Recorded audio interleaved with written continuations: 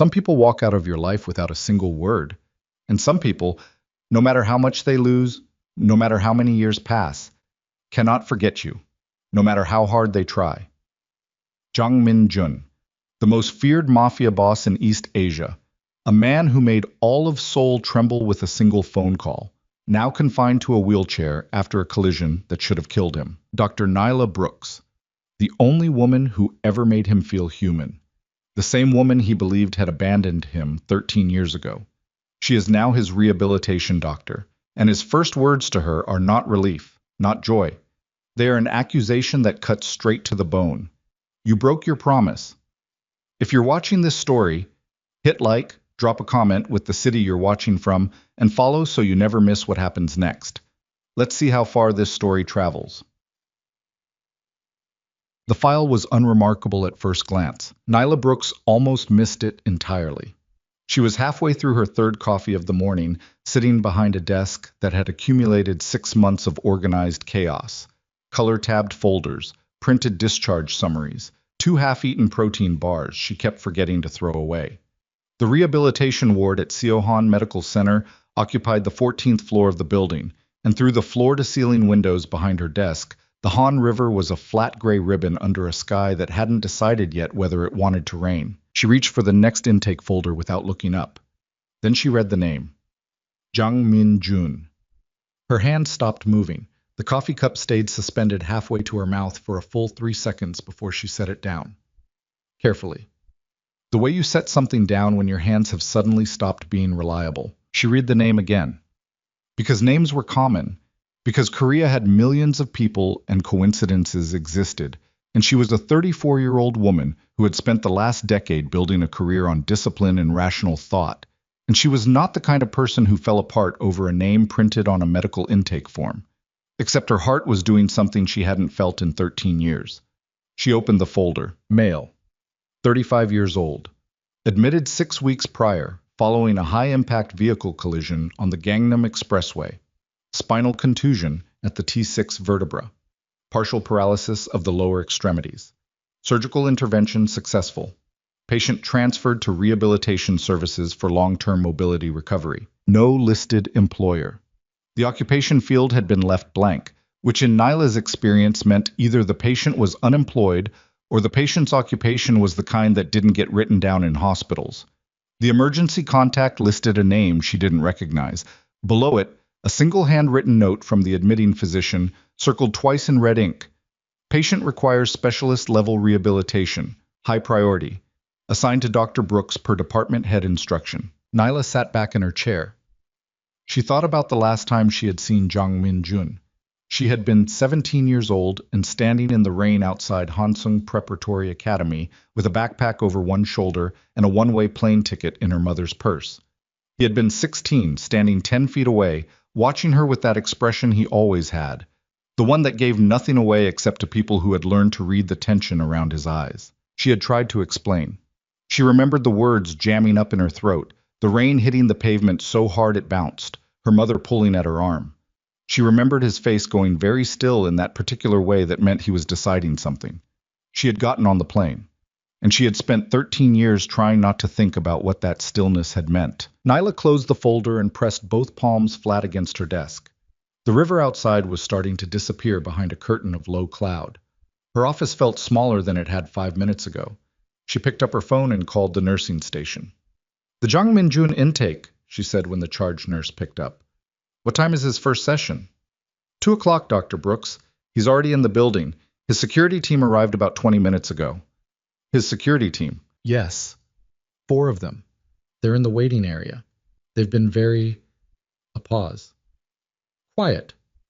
Nyla thanked her and hung up. She had 2 hours. She used them to review every page of his medical file 3 times, to check the imaging reports, to map out a preliminary rehabilitation framework, and to convince herself that this was a professional situation that she was fully equipped to handle.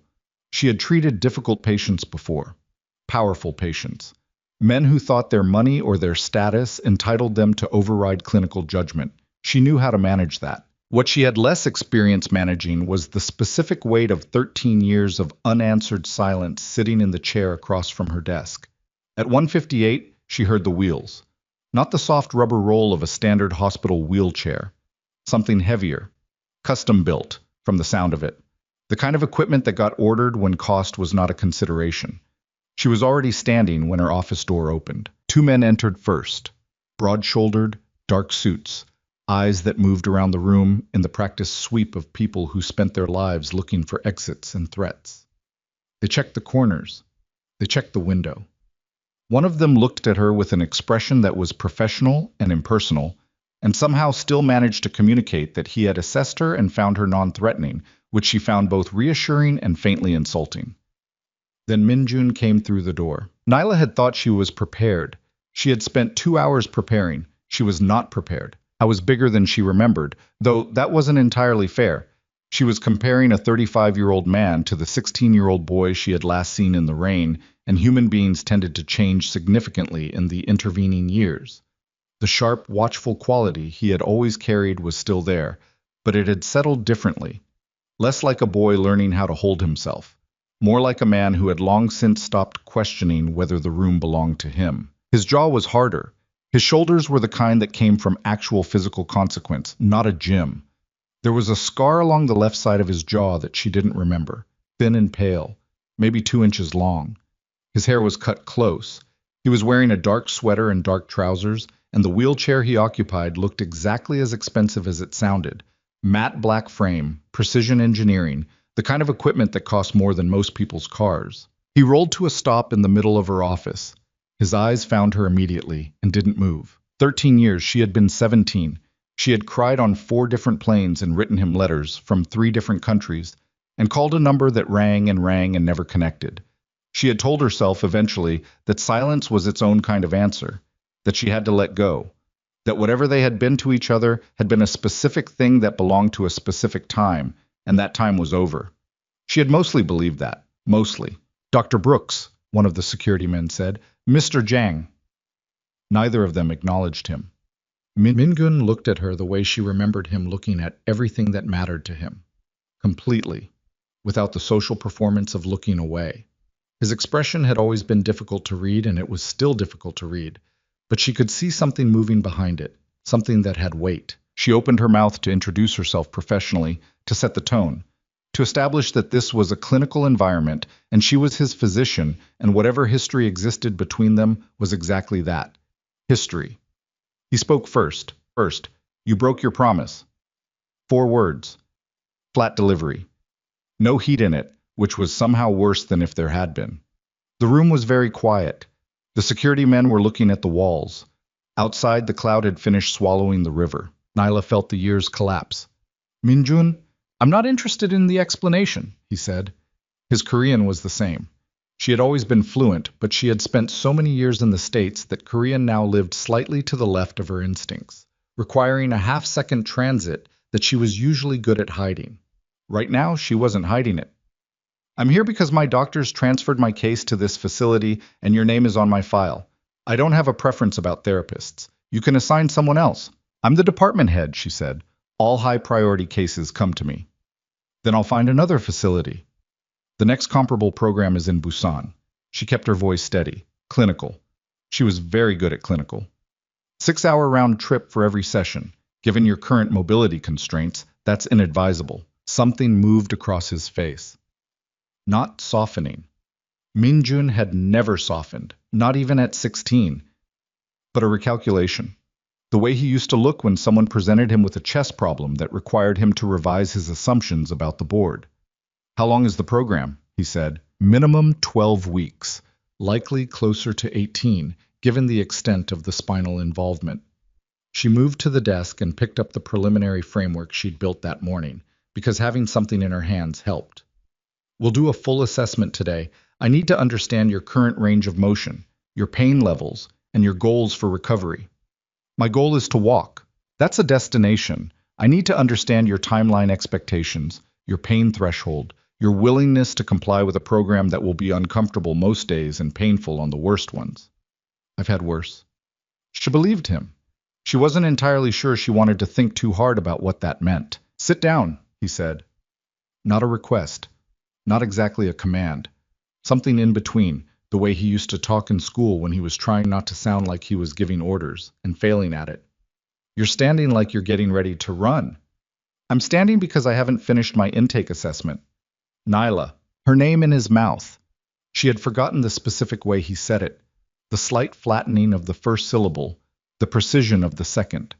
He had learned English partly from American movies and partly from her, and her name had always sounded different when he said it, more deliberate, like it meant something. She sat down. For a long moment, neither of them spoke. One of the security men shifted his weight, and Min Jun made a gesture with two fingers, small, almost imperceptible. And both men stepped out of the office and pulled the door mostly closed behind them, leaving a 4-inch gap. 13 years, Min Jun said. Yes. No contact. That's not... She stopped, pressed her thumbnail against the edge of the folder in her hands. That's not accurate. His expression didn't change. I never heard from you. I know you didn't. She looked at him directly, because she had always been the kind of person who looked at hard things directly. It was one of the things he used to say he respected about her, back when they were teenagers, and respect between them was currency freely traded. I'm telling you that the absence of contact was not for lack of trying. Silence. You disappeared, he said. 1 week you were there, the next week you weren't. No warning, no explanation. Your desk and homeroom was empty for 3 days before anyone told me your family had left the country. She felt that land the way it had always landed, like a stone dropped into still water, the rings spreading out before she could stop them. She had been 17. She had been terrified. She had been receiving her 3rd round of chemotherapy in a Baltimore hospital when she thought about his face and that empty desk and what it must have looked like from where he was standing. I was sick, she said. A pause. Sick, he repeated. Leukemia, acute lymphoblastic. My mother found out 2 weeks before we left Seoul. She had a specialist in the U.S., her cousin's husband, who agreed to take my case. We had 72 hours to leave. She kept her voice even. She had told this story before. It got easier with repetition, which she had once thought was a form of healing and later decided was simply the scar tissue of time. I wrote you letters. From Baltimore, from the treatment center in Maryland, from my grandmother's house in Atlanta. I called the number you gave me, multiple times. I was watching her with an expression she couldn't fully decode. Nothing reached you, she said. It wasn't a question anymore. She had suspected for years. I know, I figured that out eventually. She paused. Someone made sure of it. The quality of Minjun's stillness shifted. It was subtle. Most people wouldn't have noticed. But Nyla had spent significant time in her adolescence learning to read the micro-expressions of a boy who had been raised in an environment where showing feeling was a liability, and she caught it. The slight tightening around his eyes, the almost imperceptible set of his jaw. What do you mean? He said quietly. Someone made sure of it. I don't know who yet, but the letters were sent, the calls were made. The fact that none of them reached you. She paused again, choosing her words. That doesn't happen by accident. The room held the weight of that for a moment. Then Minjun said, We'll talk about that later. And the way he said it told her it was not a dismissal. It was the opposite, a thing being carefully set aside so it could be properly examined. She recognized the behavior. He had always been methodical. It was one of the things that had made him terrifying at 16, when most boys his age were all reaction and no thought. Right now you have an assessment to conduct. She pulled out the intake questionnaire. Her handwriting was steady. She was proud of that. On a scale of 1 to 10, she said, describe your average daily pain level. 6. And on your worst days? A beat. 8. Do you wake up with pain or does it build throughout the day? Both. She wrote it down, kept her face neutral. A 6 to 8 daily pain range for spinal contusion 6 weeks post-surgery was within expected parameters, but it was also the kind of number that meant every rehabilitation session was going to cost him something real. And she already knew, from 20 minutes in this room, that Minjun was not going to admit when it was costing him too much. That was not a clinical observation. That was 13 years of knowing the specific architecture of his stubbornness. Have you attempted standing since the surgery? Twice. Results? His jaw shifted. Unsuccessful. She looked up from the questionnaire. He was looking at the window. The muscle along his jaw was doing something controlled and precise, the way muscles looked when the person they belonged to was making a specific effort not to let anything through. She had a sudden visceral memory of him at 15, standing in a school corridor while three older boys said things to her that she would not dignify by repeating, and the specific quality of his stillness then. Not fear, not hesitation, but the calm concentration of someone deciding exactly how much force a situation required. He had walked forward and said 4 words. She couldn't even remember what the words were. She remembered the 3 boys walking away very quickly. She remembered thinking, I have never in my life felt this safe. Minjun, she said. He looked at her. I'm going to be honest with you about something. You usually are. Flat. Not a compliment, not an accusation, just a statement of observed fact, which was somehow more intimate than either. This program will work. Your injury profile is serious, but it's not insurmountable. The surgical repair was clean. I've reviewed the imaging 3 times this morning. There's real neural pathway activity in both legs, which means mobility recovery is genuinely possible. She set down the questionnaire. But it requires consistency. It requires honesty about pain levels, about setbacks, about the days when nothing works and your body refuses what your mind is telling it to do. And it requires you to trust me enough to let me do my job. Something crossed his face. Trust you, he said. Professionally. I understand we have... She paused.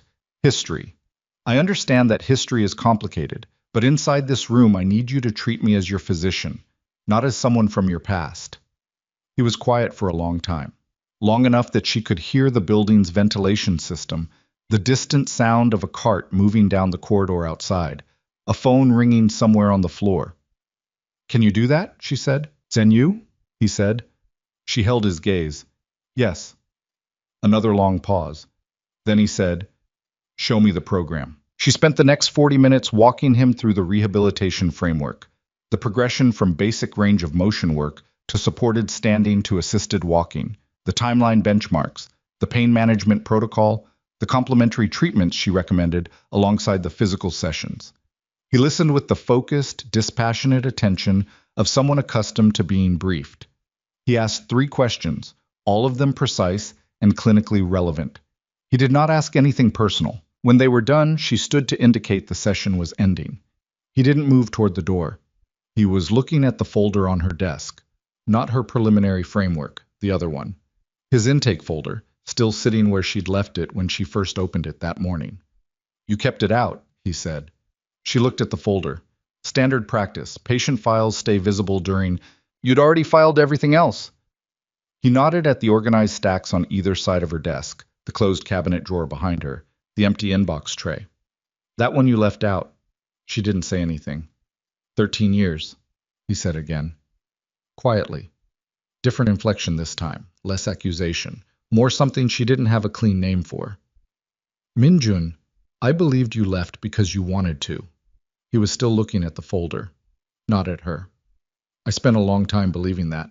The afternoon light had gone flat and gray through the windows. Somewhere down the hall, a physical therapy session was making noise, someone counting reps, equipment shifting, the encouraging bark of a technician, life continuing in its ordinary channels. How long? She asked. She hadn't meant to ask. The words came out anyway. He looked up from the folder. Years, he said, simply. She felt the weight of that word, the way you felt a change in air pressure. Not painful, exactly, but impossible to ignore. Something shifting in the atmosphere of the room. He turned the wheelchair toward the door. The 2 security men materialized from the corridor immediately, falling into position. Professional. Practiced. The movements of people who had done this 10,000 times. At the door he stopped. 2 o'clock, he said without turning around. I'll be here. She watched him go. Watched the door pull closed behind the last security man. Listened to the receding sound of the wheelchair on the corridor floor until she couldn't hear it anymore. Then she sat down in her chair, put both hands over her face, and took 3 very slow, very deliberate breaths. She was 34 years old. She was a department head at one of the top rehabilitation centers in South Korea. She had survived leukemia, 2 relapses, a bone marrow transplant, and the specific misery of rebuilding a life from the cellular level upward. She had made it here through sheer accumulated effort, and she was not going to let 4 words and a pair of eyes that still looked at her like she was the only fixed point in a room full of moving things undo 13 years of careful construction. She was not going to do that. She picked up her coffee. It was cold. She drank it anyway. What? The first session happened 3 days later. The rehabilitation gym on the 14th floor was a wide, well-lit space with padded floors and ceiling-mounted support rails, and equipment ranging from basic resistance bands to a bodyweight suspension system that cost roughly as much as a mid-range apartment. Nyla ran 2 other sessions before Minjun's set. A 60-year-old construction contractor rebuilding shoulder function after a workplace injury, and a 22-year-old competitive swimmer with nerve damage in her left hand. Both were good patients, consistent, willing. Minjun arrived at precisely 2 o'clock with 2 security men and the expression of someone attending a meeting they had decided to endure rather than enjoy. Nyla had learned, in the 3 days between his intake and his first session, that Jung Minjun was not a name spoken lightly in Seoul. She had known this vaguely at 17. She had understood that his family was powerful in ways that the word family didn't fully capture, and that the fear other students had of him was not performative. But she had been 17. The full picture had not been accessible to her then. It was accessible now. She wasn't naive enough to pretend she hadn't done her research.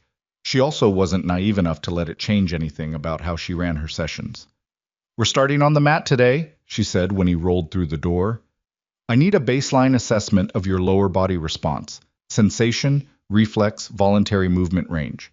It's going to be slow, and it's going to be tedious, and some of it is going to be uncomfortable." "Fine. Your security team waits outside." One of the men started to object.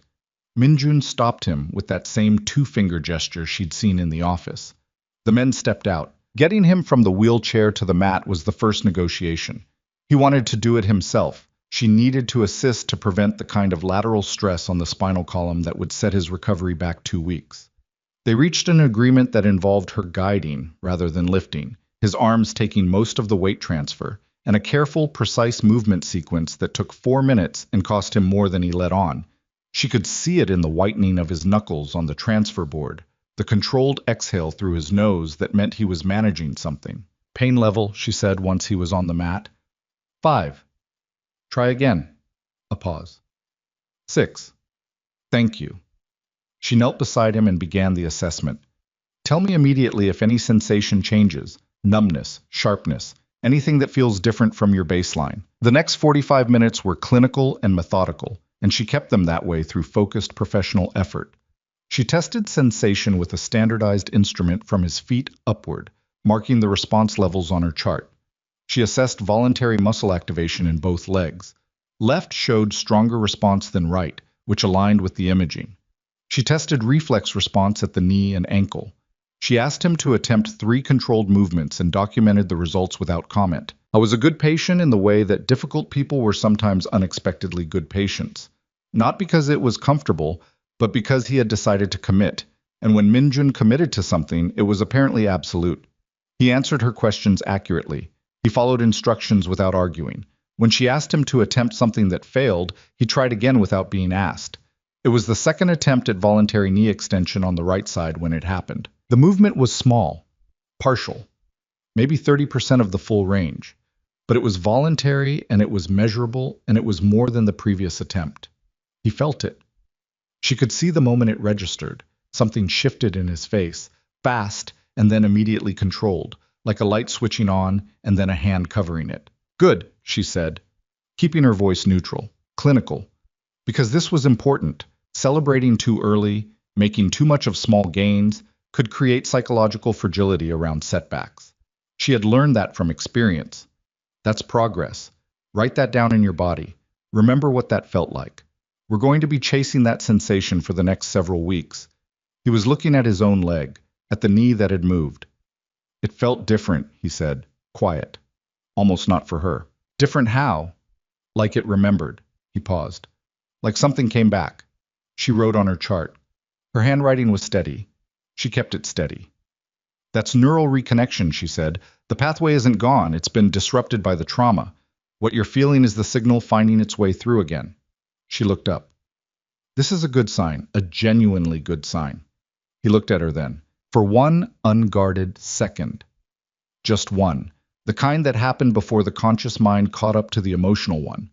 He looked at her the exact same way he used to look at her across a school cafeteria, when she'd managed to hold her ground against something that would have broken most people, like she was evidence of something he needed to keep believing in. Then the guard came back up and he looked at the ceiling. "What's next?" he said. She told him. They worked for another 20 minutes. By the end, he was pale under his complexion, and his jaw had that carved quality that meant he was in more pain than he was reporting, but he finished every exercise on the list without modification. When they were done, she helped him back into the wheelchair and handed him a water bottle and gave him a moment before she said anything. "You're going to be sore tomorrow," she said. "I'm always sore. More sore. The kind that means things are working, but it doesn't feel like that from the inside." She made a note on the chart. "Heat or cold on the lower back tonight, whichever you respond better to. No alcohol. And I need you to log your pain levels morning and evening in the app my team will send you." "I don't use apps." "Then write it down on paper and take a photo. I need the data." He took the water bottle and drank. She started organizing her notes. The room had the particular quiet of late afternoon in a rehabilitation gym. Equipment at rest, light going amber through the windows, the muted sound of the building settling around them. "You know what I am," he said. Not a question. She looked up. "I did research," she said carefully. And? "And you're my patient. What you are outside this room doesn't change what I'm responsible for inside it." He studied her. "Most people make different choices when they know. Most people aren't your rehabilitation doctor." She capped her pen. "I'm not most people. I think we both know that." Something almost happened on his face. Almost, and then didn't quite. "Same time Thursday," he said. "Same time Thursday," she confirmed. He moved toward the door. She watched him go. At the threshold he paused. The same pause as in her office. The same quality of having something to say that was still deciding whether it wanted to be said. "The letters," he said, not turning around. She waited. "If they were intercepted." He said the word like a man picking up a piece of evidence and examining it from all angles. "Someone had to know where you were sending them from." "Yes," she said. "I've thought about that." "Have you thought about who?" She had. She had thought about it at 17, in a Baltimore hospital room, with a needle in her arm and a face she couldn't stop seeing in the ceiling tiles. She had thought about it at 22, when she was well enough to be angry about it. She had mostly stopped thinking about it eventually, because surviving had required forward motion and not backward. "I have some ideas," she said. He was quiet for a moment. "So do I," he said. Then he went through the door, and she stood alone in the rehabilitation gym with the amber light and the quiet equipment and the specific weight of a conversation that had just opened a door that had been shut for 13 years. She looked down at her chart. His knee had moved, 30% of full range. Voluntary, measurable. She wrote it down and told herself that the feeling expanding quietly in her chest was professional satisfaction, and nothing more complicated than that. She was mostly convincing. The sessions continued twice a week for the first 3 weeks, Tuesdays and Thursdays, 2 o'clock. Minjun arrived exactly on time every session, which she noted in the clinical observation that punctuality in rehabilitation patients was a strong predictor of outcome. He did not make it easy, not because he was uncooperative. He was, by any clinical standard, an excellent patient. He followed protocols, reported pain levels with improving accuracy as she calibrated her assessment methods to his specific patterns of underreporting, and applied himself to every exercise with the kind of concentrated focus that she had previously only seen in professional athletes with a specific championship on the horizon. It was difficult because he was Minjun, and Minjun had always occupied space in a way that made the space feel like it had been waiting for him. He was difficult because when he looked at her, which was frequent and direct and entirely without the social lubricant of looking away, she felt 17 years old and 34 years old simultaneously, and managing 2 ages at once was cognitively expensive. By the 3rd week, the right leg had developed consistent voluntary movement to 60% of normal range. The left was approaching 80. His pain levels on good days had dropped to a 4. He was transferring to and from the wheelchair with decreasing assistance. She told him all of this at the end of the 6th session, sitting across from him in the rehabilitation gym while the late afternoon light did its amber thing and the building settled around them. "You're ahead of the projected timeline," she said. He looked at his hands. "I'm motivated." "That helps, but it's also physiology. Your neural recovery rate is faster than the imaging suggested." She paused. Which tells me the surgical team did excellent work, and also that you were probably in exceptional physical condition before the accident. I work out. I noticed. She made a note, kept her face neutral, moved on. I want to attempt supported standing next Tuesday. The parallel bars. I need you to prepare yourself for the possibility that it may not work on the first attempt. He looked at her. It will work, he said. You don't know that. I know my own body. You know your body as it was before the accident. You're learning it again. Those are different things. She held his gaze. If it doesn't work on the first attempt, that is not failure. That is data. Do you understand the difference? A long pause. Tell me about the leukemia, he said. She blinked. The topic shift was so clean and unexpected that for a moment her prepared professional response had nowhere to land. That's not relevant to your rehabilitation. I'm not asking as a patient. I'm asking as someone who spent 13 years believing something that wasn't true. His voice was level. You said you were sick. I want to understand what that meant. She looked at the window for a moment. At the Han River, gray and silver and indifferent in the evening light. I was 17 when I was diagnosed, she said. Acute lymphoblastic leukemia.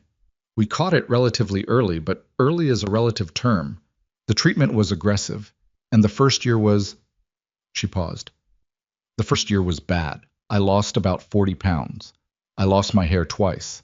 There were 2 points where my doctors had conversations with my mother that I was not technically supposed to hear. He was very still. The second relapse happened when I was 20, she said. That one was worse than the first. The bone marrow transplant was when I was 21. My younger sister was a match. She looked at her hands. After that, 5 years of monitoring, then clearance. She looked up. I've been in full remission for 8 years. The room held the silence for a moment. Your hair, he said. She touched it reflexively. The natural coils she wore close-cropped, a style she had kept since the second round of treatment because it was easier and then because she had learned to prefer it. It grew back different both times. I kept it short after. I liked it long, he said. Then immediately, that's irrelevant. Yes, she agreed. It is. But neither of them moved or looked away for a few seconds longer than strictly necessary. The letters, she said, returning to solid clinical ground. I wrote the first one from the hospital in Baltimore. I gave the address as our return, my mother's email, our U.S. phone number. If someone was intercepting them, they had to have access to the school's address records, or to your household. Minjun's expression had gone to that specific quality of concentrated stillness. Or both, he said. Yes. He was quiet for a long moment. There was a boy in our year, he said, Kang Se-hoon. She knew the name. Of course she knew the name. Si-hoon had been the particular variety of wealthy Korean teenager who wore his family's money like a second skin and used it to practice cruelty on anyone he assessed as below him. He had had specific, persistent, and creative opinions about Nyla's presence at Hansung Prep. He had access to school administration, Minjun continued. His father sat on the board. Si-hoon knew things about students that he shouldn't have known.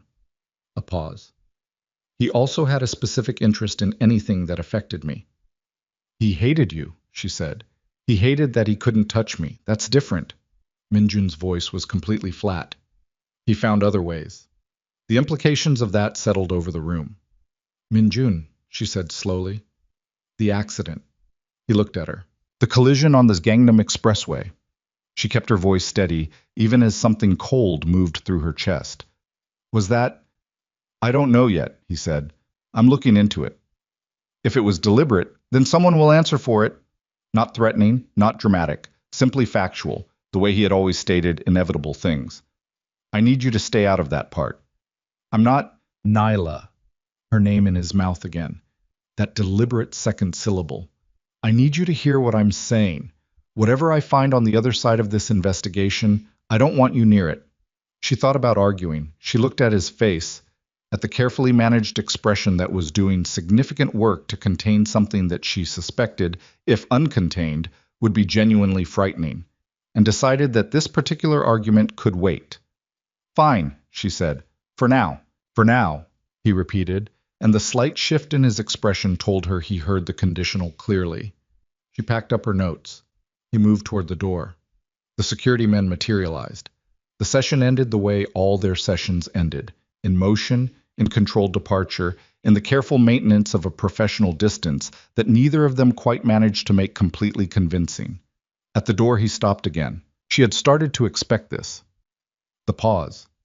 The thing that still hadn't decided whether to be said. Thursday, he said. Thursday, she confirmed. He left. She stood in the rehabilitation gym in the amber light and thought about Kong Se-hoon and about a collision on the Gangnam Expressway and about the specific quiet certainty in Min-jun's voice when he said someone will answer for it. And she thought, not for the first time since his intake folder had appeared on her desk, that this reunion, whatever it was going to become, had not finished surprising her yet. She was right. She did not yet know how right. 3 weeks later, Min-jun stood up, not with the parallel bars. He had mastered those in 2 sessions, which was ahead of every projection she had built into his framework. Not with full support, not with a harness, not with the bodyweight suspension system she had been prepared to deploy. He stood up from his wheelchair in the middle of the rehabilitation gym, using nothing but the muscles that 3 months ago had been dormant and damaged and silent. He stood for 11 seconds before his knees buckled and Nyla caught him. She was already moving, already close enough, because she knew him well enough by then to see it coming in the set of his jaw and the quality of his breathing. And they ended up with her arms around him and his hands gripping her forearms and his face very close to hers, and both of them breathing harder than the situation strictly required. 11 seconds, she said. Her voice was not entirely steady. I counted, he said. His voice was not entirely steady either. They were very close. Close enough that she could see the scar along his jaw clearly. Close enough that she was acutely aware of the fact that he was holding her forearms and not letting go. Close enough that the professional distance she had been maintaining with such careful, deliberate effort was currently, at this specific moment, approximately 0.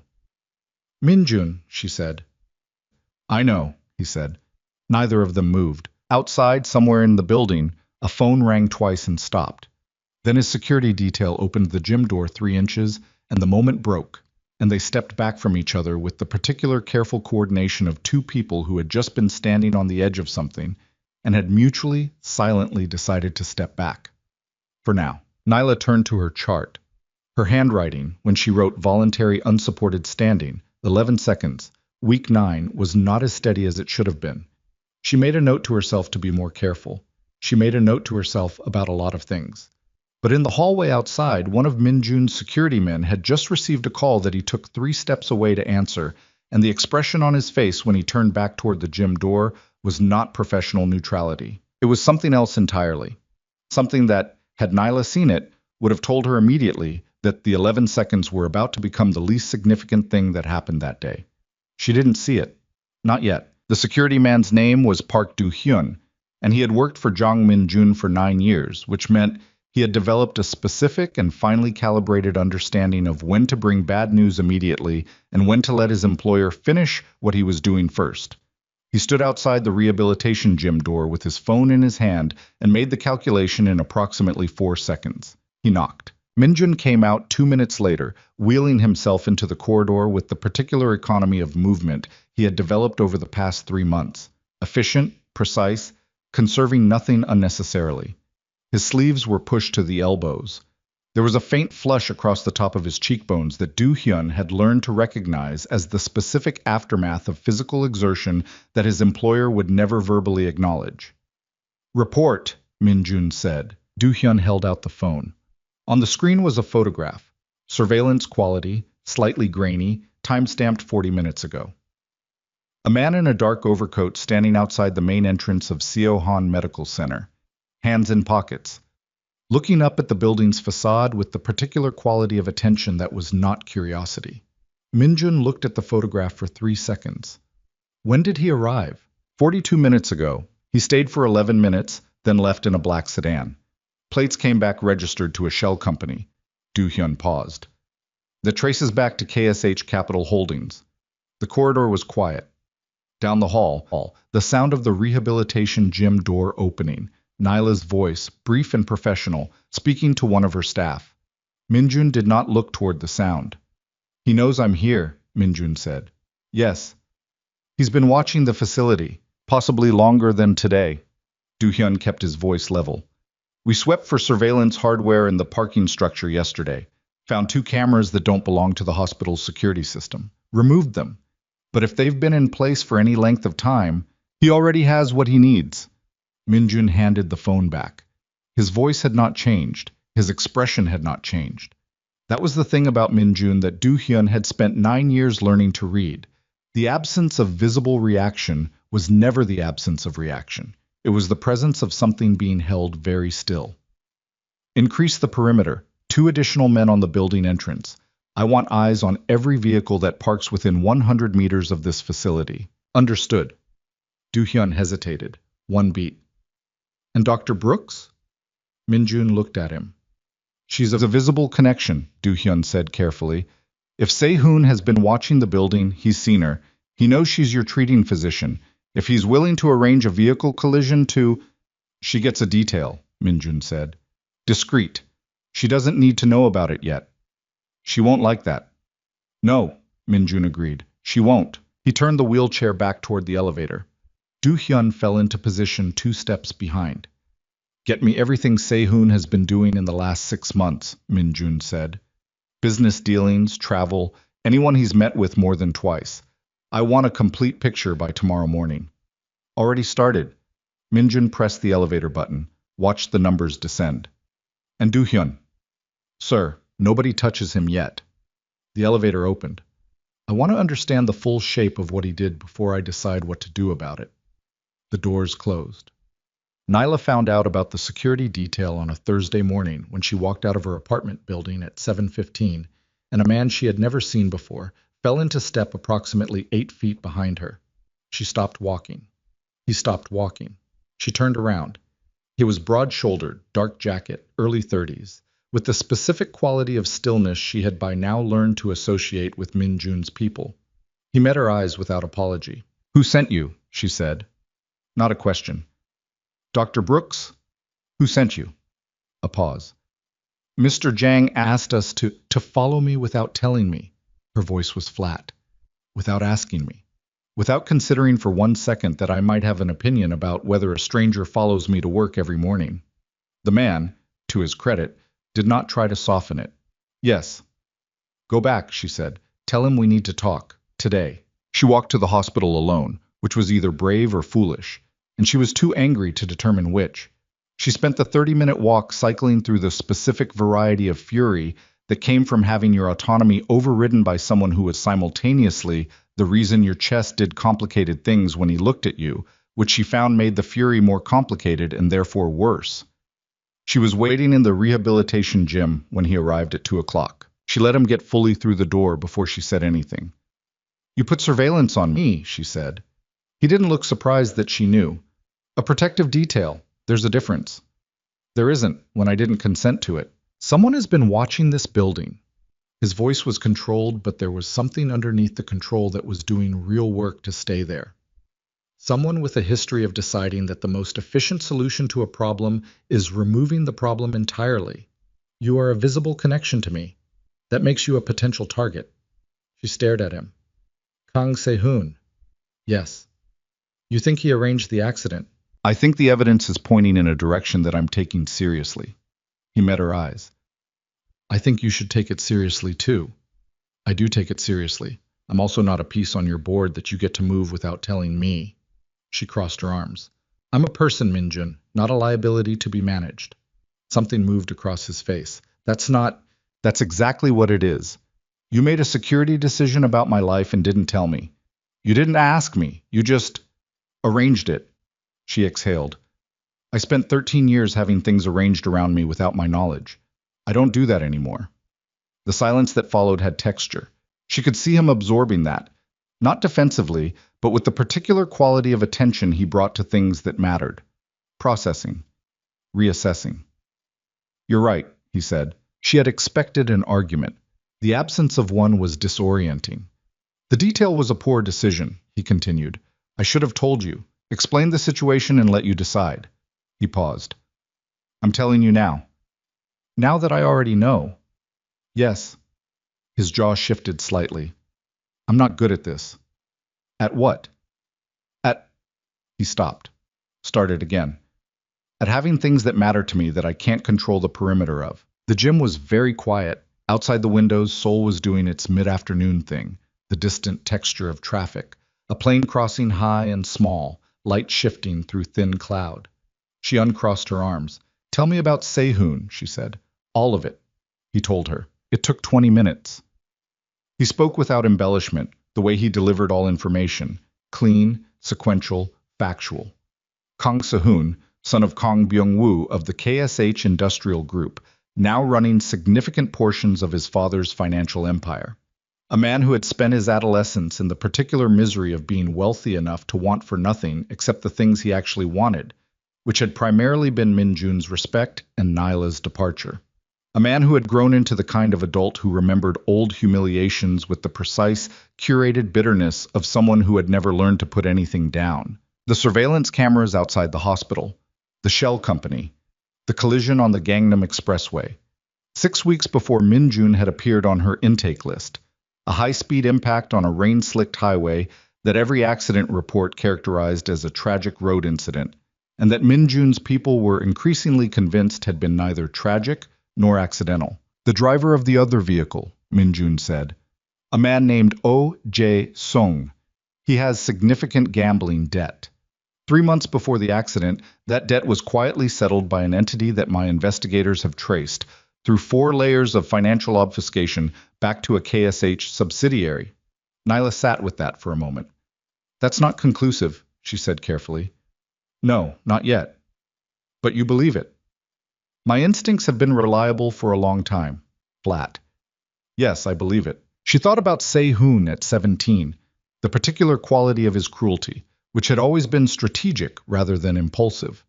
The way he had never done anything directly, always at an angle, always with distance between himself and the consequence. She thought about the letters that hadn't arrived, the calls that hadn't connected. "The letters," she said. Min-jun looked at her. "I've thought about that." Si-hoon's father was on the school board. Si-hoon had access to administration. She was working it out as she said it, the pieces clicking with the specific nausea of things that should have been obvious years ago. "He knew where I was going. He knew the U.S. address. He could have—" "Yes," Min-jun said quietly. "He stole that." Her voice came out harder than she intended. "He took 13 years from us." She stopped, heard herself, looked at the window for a second. "From both of us." "Yes," Min-jun said again. "Same word, different weight." She looked back at him. He was watching her with that expression, the one that gave nothing away and gave everything away at the same time. The one that she had been 17 years old the first time she'd learned to read it and was apparently still capable of reading it perfectly now. "What are you going to do?" she asked. "Build a case. My investigators are working on getting Oh Jae-sung's testimony. He's scared enough and broke enough that I think he can be convinced to tell the truth." He paused. "When we have something concrete, I'll turn it over to someone in the prosecutor's office I trust." She blinked. "You're going to use legitimate legal channels." "I considered other options." His voice was completely neutral. "I decided against them." She understood with the particular clarity of knowing someone very well that this was not the approach that came naturally to him, that it was a decision made with effort and for a reason he wasn't stating explicitly. "Why?" she said. He looked at her. "Because a criminal case will end Se-hoon permanently and cleanly, and because—" He stopped. A pause that had something careful in it. "Because I don't want to be something specific in front of you." The gym was very quiet. "Min-gun," she said, "don't." "Quiet. I'm aware of what I am. I'm not asking you to adjust your view of it." He looked at his hands. "I'm just telling you the truth of why I'm doing it this way." She didn't say anything for a long moment. Outside, a siren passed somewhere below, rose and fell and disappeared. "The detail," she said finally. "I'll accept one person, someone I know by name and face. They stay at a reasonable distance and they don't enter my apartment building." He looked up.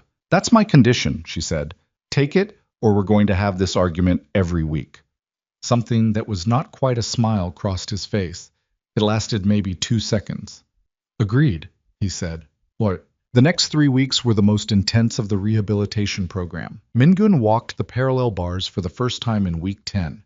Unsteady, his knuckles white on the rails, sweat visible at his temple by the second step, jaw set with a ferocity that she suspected had very little to do with the physical effort and everything to do with something internal that she was not entitled to name.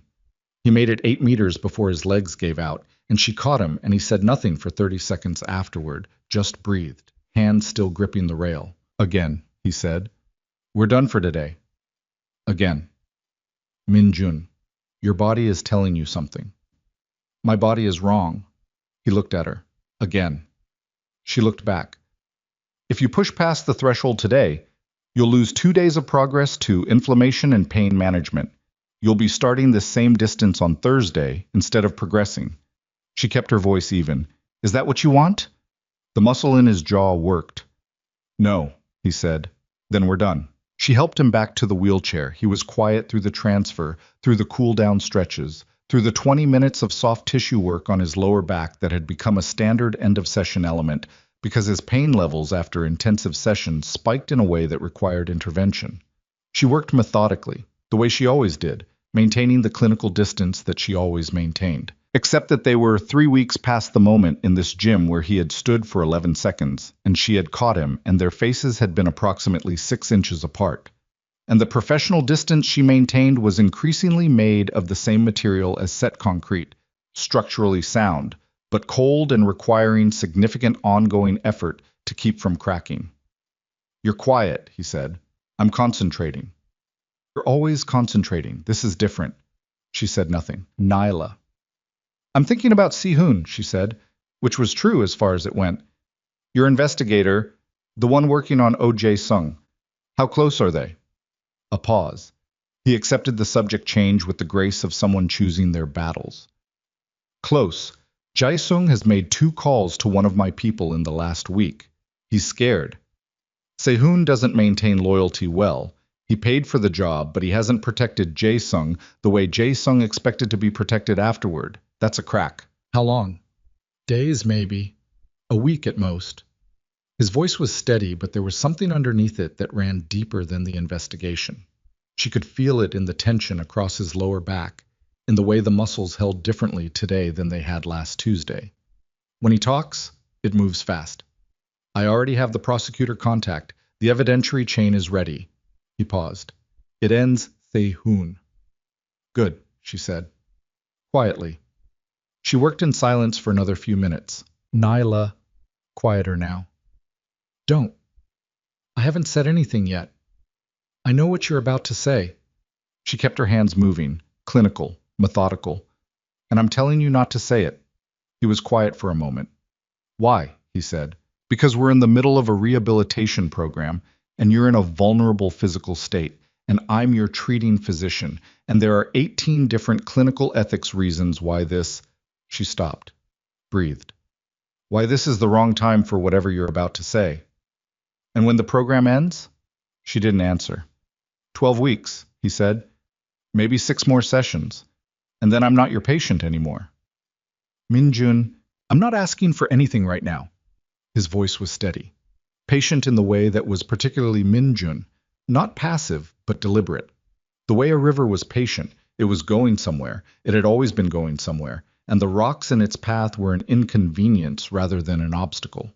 "I'm asking you to tell me that the question will still be worth asking when the time is right." She pressed her palms flat against his lower back, felt the tension there, the realness of him, weight, warmth, the specific human fact of a person she had known at 17 and was knowing again now at 34, differently, more completely, with the specific ache of all the years between.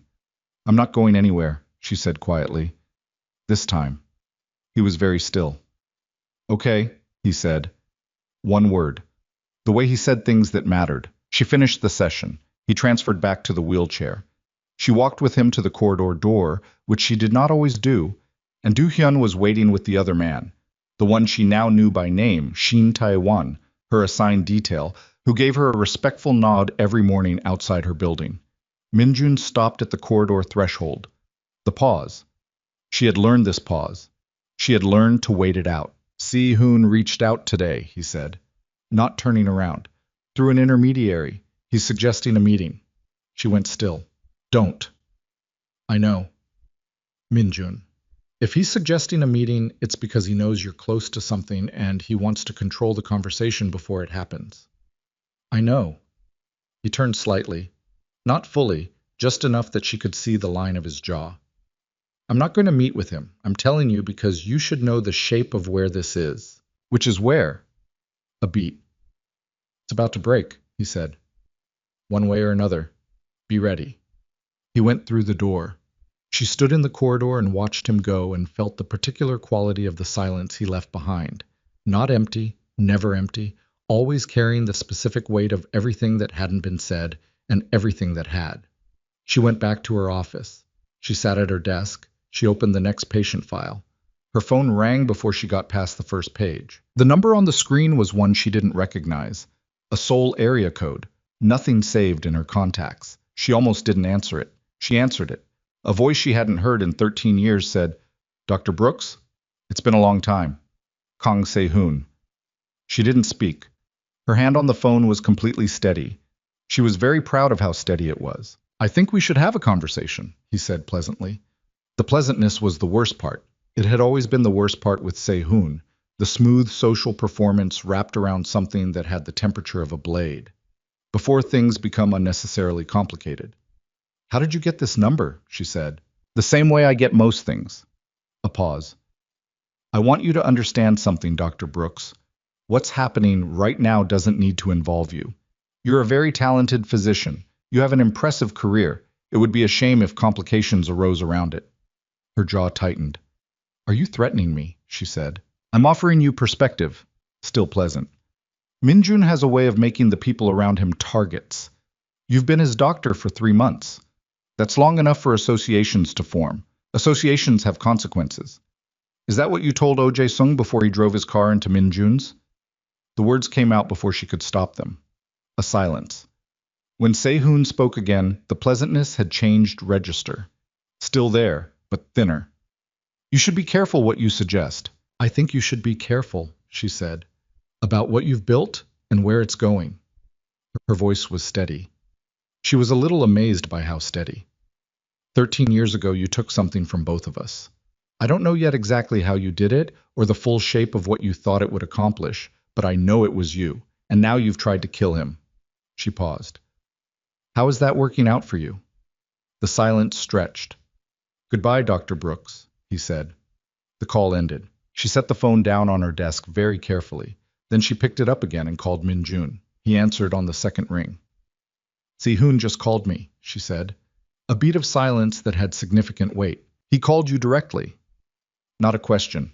His voice had gone to that very particular quality, the ones she associated with the 11 seconds in the gym and the parallel bars, and O.J. Sung's settled gambling debt, the quality of something being held with extreme precision, because precision was the only thing preventing it from becoming something else entirely. Yes. What did he say? She told him. All of it, including what she had said back. When she finished, there was a silence on the line that lasted long enough that she checked the screen to confirm the call was still connected. Min Jun, I need you to go home, he said. Now. Taewon will meet you downstairs in 5 minutes. The session isn't Nyla. Her name. That deliberate second syllable. Please. She heard it. The word he almost never used. The thing underneath the control that had been doing all that work and was now, just barely, showing its edge. All right, she said quietly. I'm going. She gathered her things. In the elevator down, she thought about Se-hoon's voice. The thinness under the pleasantness when she'd said O.J. Sung's name. The way the temperature of the call had changed. She had hit something real. She had also, she was now fairly certain, just made herself significantly more visible to a man who solved problems by making them disappear. Taewon was waiting in the lobby exactly as promised. He fell into position without a word. Outside, Seoul was doing its evening thing. Lights beginning to assert themselves against the darkening sky. The river in the distance catching the last of the flat gray light. Her phone buzzed. A text from Min Jun. Jason called my investigator an hour ago. He wants to talk. Tomorrow morning. She read it twice. Then a second message arrived. Si-hoon knows. He must have people watching Jae-sung too. Tomorrow changes everything. She stood on the pavement outside Seohan Medical Center with Tae-won, a careful 8 feet behind her, and the city moving around her in its indifferent way, and understood with the specific clarity of a situation arriving at its breaking point that whatever had been building for 3 months, the sessions, the 11 seconds, the parallel bars, the phone call, 13 years of intercepted letters, and a collision on a rain-slicked highway, was about to become something she could no longer observe from the careful clinical distance she had built. She texted back, "Be careful tomorrow. 3 seconds. Always." She put the phone in her pocket and started walking, and somewhere across the city, Kang Se-hoon was making his own calculations, and Oh Jae-sung was sitting in a room somewhere deciding whether the truth was worth the cost of telling it, and Jang Min-jun was doing whatever Jang Min-jun did when he was alone, and the control had somewhere to finally set itself down. Tomorrow, everything would break open. She just didn't know yet which direction the pieces would fall. Oh Jae-sung was a small man in the way that certain men became small, not in physical stature, which was average, but in the particular compressed quality of someone who had spent years making himself less visible and had mostly succeeded.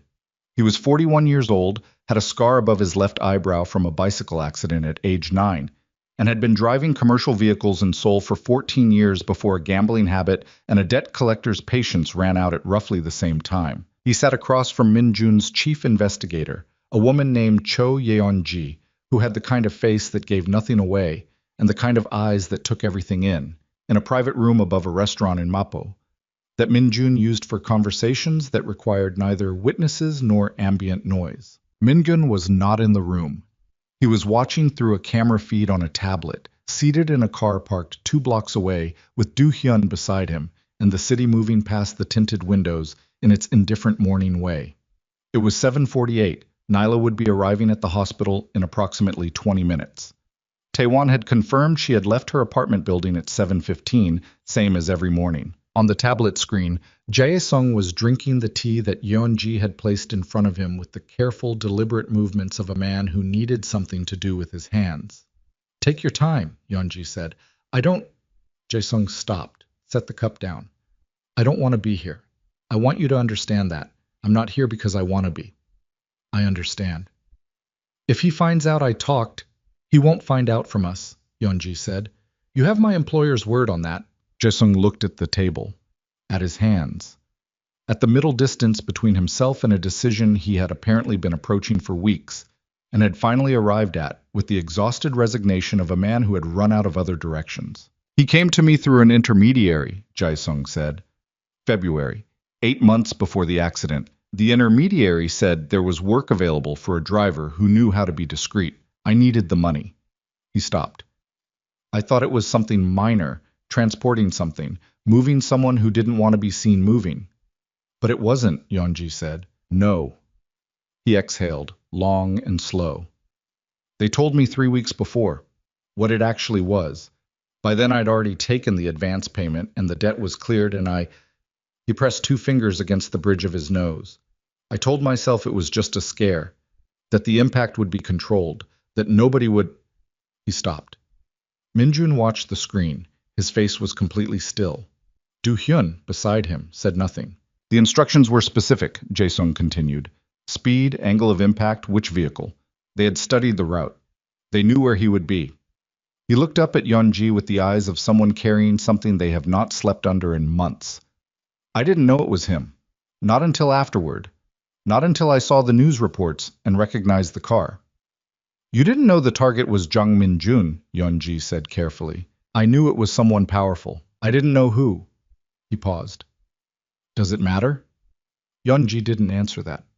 "Who gave you the instructions?" A silence. "The intermediary's name was Park Sung-chul," Jae-sung said. "He works directly for Kang Se-hoon. I've seen them together.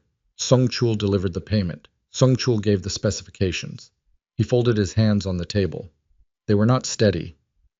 "I can put Sung-chul at the meeting. I have a recording." Yeon-ji's expression did not change.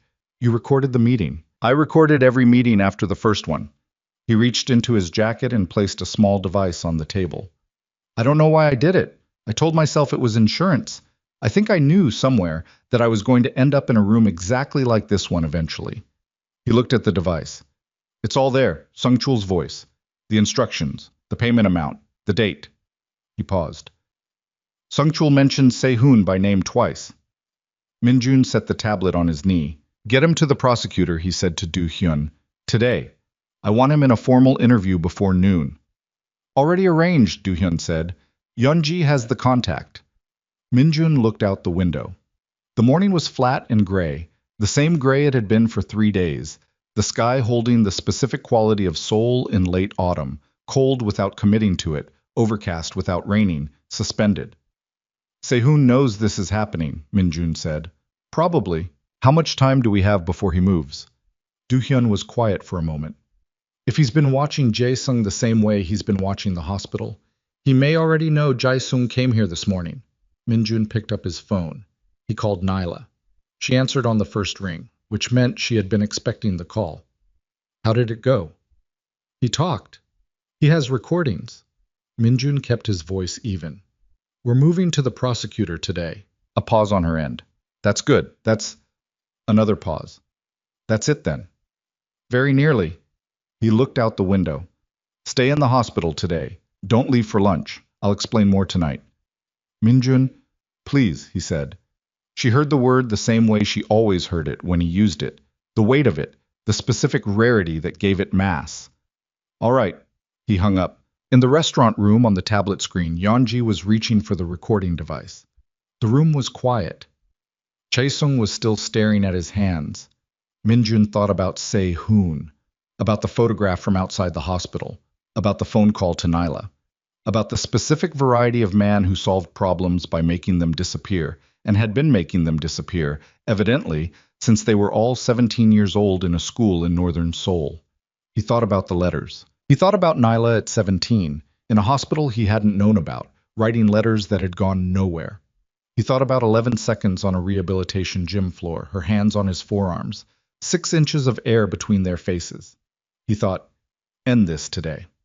Let's go, he said to Do-hyun. The prosecutor's name was Han Jae-won, and she had been handling organized crime cases in Seoul for 11 years, which meant she had long since stopped being surprised by what landed on her desk, and had developed instead a specific surgical patience for the moment, when a case that had been circling its target finally found the angle it needed. Minjun had used her once before, 3 years ago, in a matter involving a rival operation and a series of wire transfers that had required careful navigation to untangle. She was not his ally. She was very specifically not his ally, and had made that clear at their first meeting with the particular bluntness of someone who wanted no ambiguity about the nature of their professional relationship. But she was honest, which in Minjun's experience was rarer than competent, and considerably more valuable. They met in her office at 11. Hae-sung was already there, sitting to one side of the room, with a public defender who had arrived with impressive speed, suggesting that arrangements had been made in advance. Yeonji sat to the other side. Minjun's presence was acknowledged. Han Jae-won looked at him across her desk with the expression of someone choosing not to address something they will address later, and then she looked at the recording device on her desk and she pressed play. The room listened.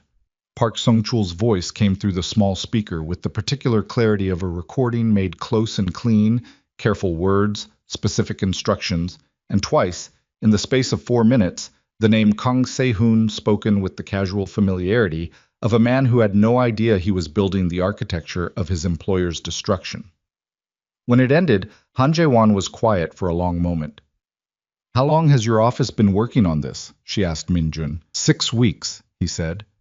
And you're bringing it to me now because this morning Se-hoon called my rehabilitation physician directly and suggested consequences for her continued association with me.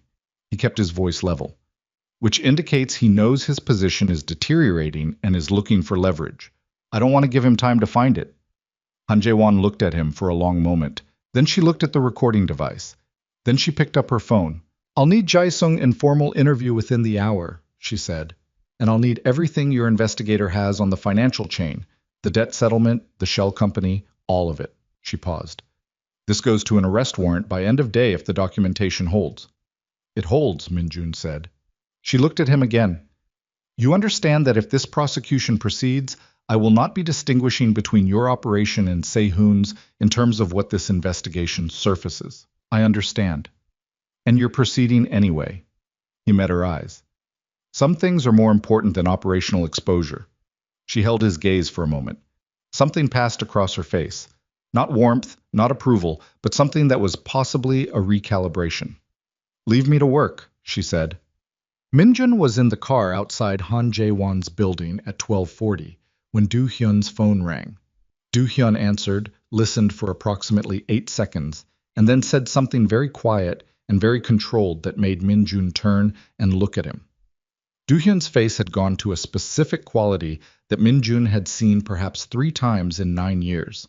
The quality of someone delivering information they would genuinely prefer not to be delivering. Report, Minjun said. Park Song-chul, Do-hyun said. Si-hoon's intermediary. He paused. He was found in his apartment 40 minutes ago. Minjun went completely still. He's alive, Do-hyun said quickly, but critical. Someone got to him this morning. Before Jae-sung's interview, either Se-hoon moved faster than we anticipated, or he had contingency surveillance on Sung-chul we didn't know about. He paused. He can't testify. Not today. Possibly not for weeks. The car was very quiet. Mingun looked out the windshield at the street. At the ordinary morning Seoul moving past. A delivery truck. 2 women with coffee cups. A man walking a dog on a red leash. All of it continuing exactly as it always continued, regardless of what was happening in the interior of a single parked car. The recording was still valid. Jae-sung's testimony was still valid. The financial documentation was still valid. But Si-hoon had just demonstrated with very clean and very brutal economy that he was not going to wait to see how the evidence assembled itself. He was going to remove the pieces. Sung-chul today, who tomorrow? Minjun picked up his phone and called Nyla. It rang 4 times and went to voicemail. He called again. Voicemail. He called Taewon. Taewon answered immediately. Sir? Where's Dr. Brooks? 14th floor. She had back-to-back sessions this afternoon. She asked me to wait in the... A pause. A pause that lasted 2 seconds too long. Sir, she came down for a patient consult at noon. She should have returned to the floor by now, but I haven't... Find her, Minjun said. His voice was very quiet. Right now. He was already telling Do-hyun to drive before the call ended. Nyla had made a mistake. She knew it approximately 40 seconds after she made it, which was approximately 40 seconds too late. The consult had been legitimate, a text from the hospital's internal system, a patient in the neurology ward on the 8th floor requesting a rehabilitation assessment. She had gone down.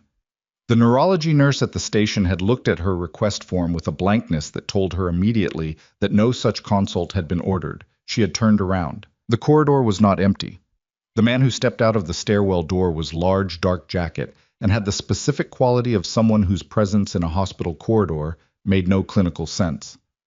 A second man appeared from the direction of the elevator bank. She had her phone out before she fully processed what she was doing, which was, she reflected in that particular compressed second, good instinct. But the first man's hand was faster than her thumb on the screen. They did not hurt her. She noted this with the clinical precision of someone whose brain had defaulted to observation as a coping mechanism. They took the phone. They walked her, one on each side, with the firm and practiced pressure of people who had done this before, through a door she didn't use because it accessed the facility's back service corridor, down a stairwell that smelled of concrete and cleaning fluid, through another door into what was clearly a maintenance area, exposed pipes, industrial lighting, the distant sound of the building's mechanical systems. Si-hoon was waiting. He looked almost exactly the same as he had at 17, which she found profoundly irritating. Taller, more expensive clothing, the particular polish of a man who had spent his adult life being very rich. But the same eyes, the same quality of looking at people as problems that existed in varying states of resolution. Dr. Brooks, he said. Thank you for coming. I didn't have a choice, she said. That's true. He said it with the pleasantness she remembered from the phone call. The thinness was more visible now, up close, like paint on a wall that had been applied over something that was slowly coming through. I want to keep this brief. I respect your time. Where's my phone? You'll have it back shortly. He gestured toward 2 folding chairs that had been placed in the space, the specific studied casualness of a gesture that had been planned. She did not sit. He looked at her standing and did not push the point. I want to discuss what's happening with Minjun's legal situation. Then discuss it with Minjun. I would rather discuss it with you. The pleasantness shifted. You have influence over him. You know that. I think you've known it since you came back into his life. He tilted his head. Tell him to withdraw. Tell him to take what he has and walk away. The prosecutor's case has complications that he isn't aware of yet. Complications that will affect more than just his legal exposure. She looked at him steadily. Her pulse was elevated. She was aware of it with the specific dissociated precision of someone who had spent time in situations where panic was not an option. Chemotherapy wards, bone marrow transplant recovery rooms, the particular school corridors of her adolescence. What complications? She said. The investigator he's been using, Cho Yeon-ji. Sehun's voice was mild, conversational. She's been thorough, impressively thorough. He paused. She's also been thorough in directions Minjun hasn't authorized. Some of what she's found doesn't implicate me, Dr. Brooks. His eyes held hers. It implicates people close to him, people he trusts. She felt something shift in the room's air pressure. What people? She said. I think that's a conversation for him to have with her. Sehun's pleasantness had settled into something worse than hostility. Satisfaction, careful and old, the satisfaction of someone who had been holding a card for a very long time and had finally found the right moment to set it on the table. All I need is for you to pass along a message. Tell him to think carefully about what Yeonji has actually been doing these past 6 weeks.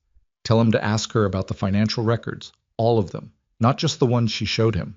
Her mind was working, fast and cold, the way it worked when something mattered enough. You have something on her, Nyla said. I have something that will matter very much to Minjun when he finds out. Sehun smoothed the front of his jacket.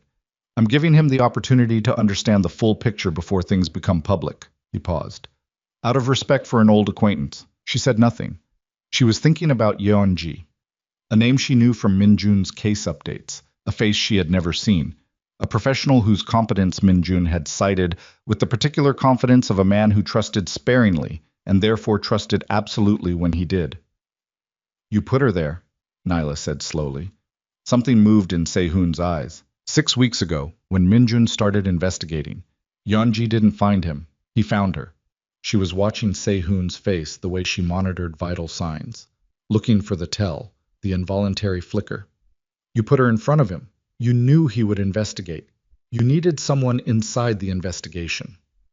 The pleasantness on Sehun's face had gone very still. She had hit something real again.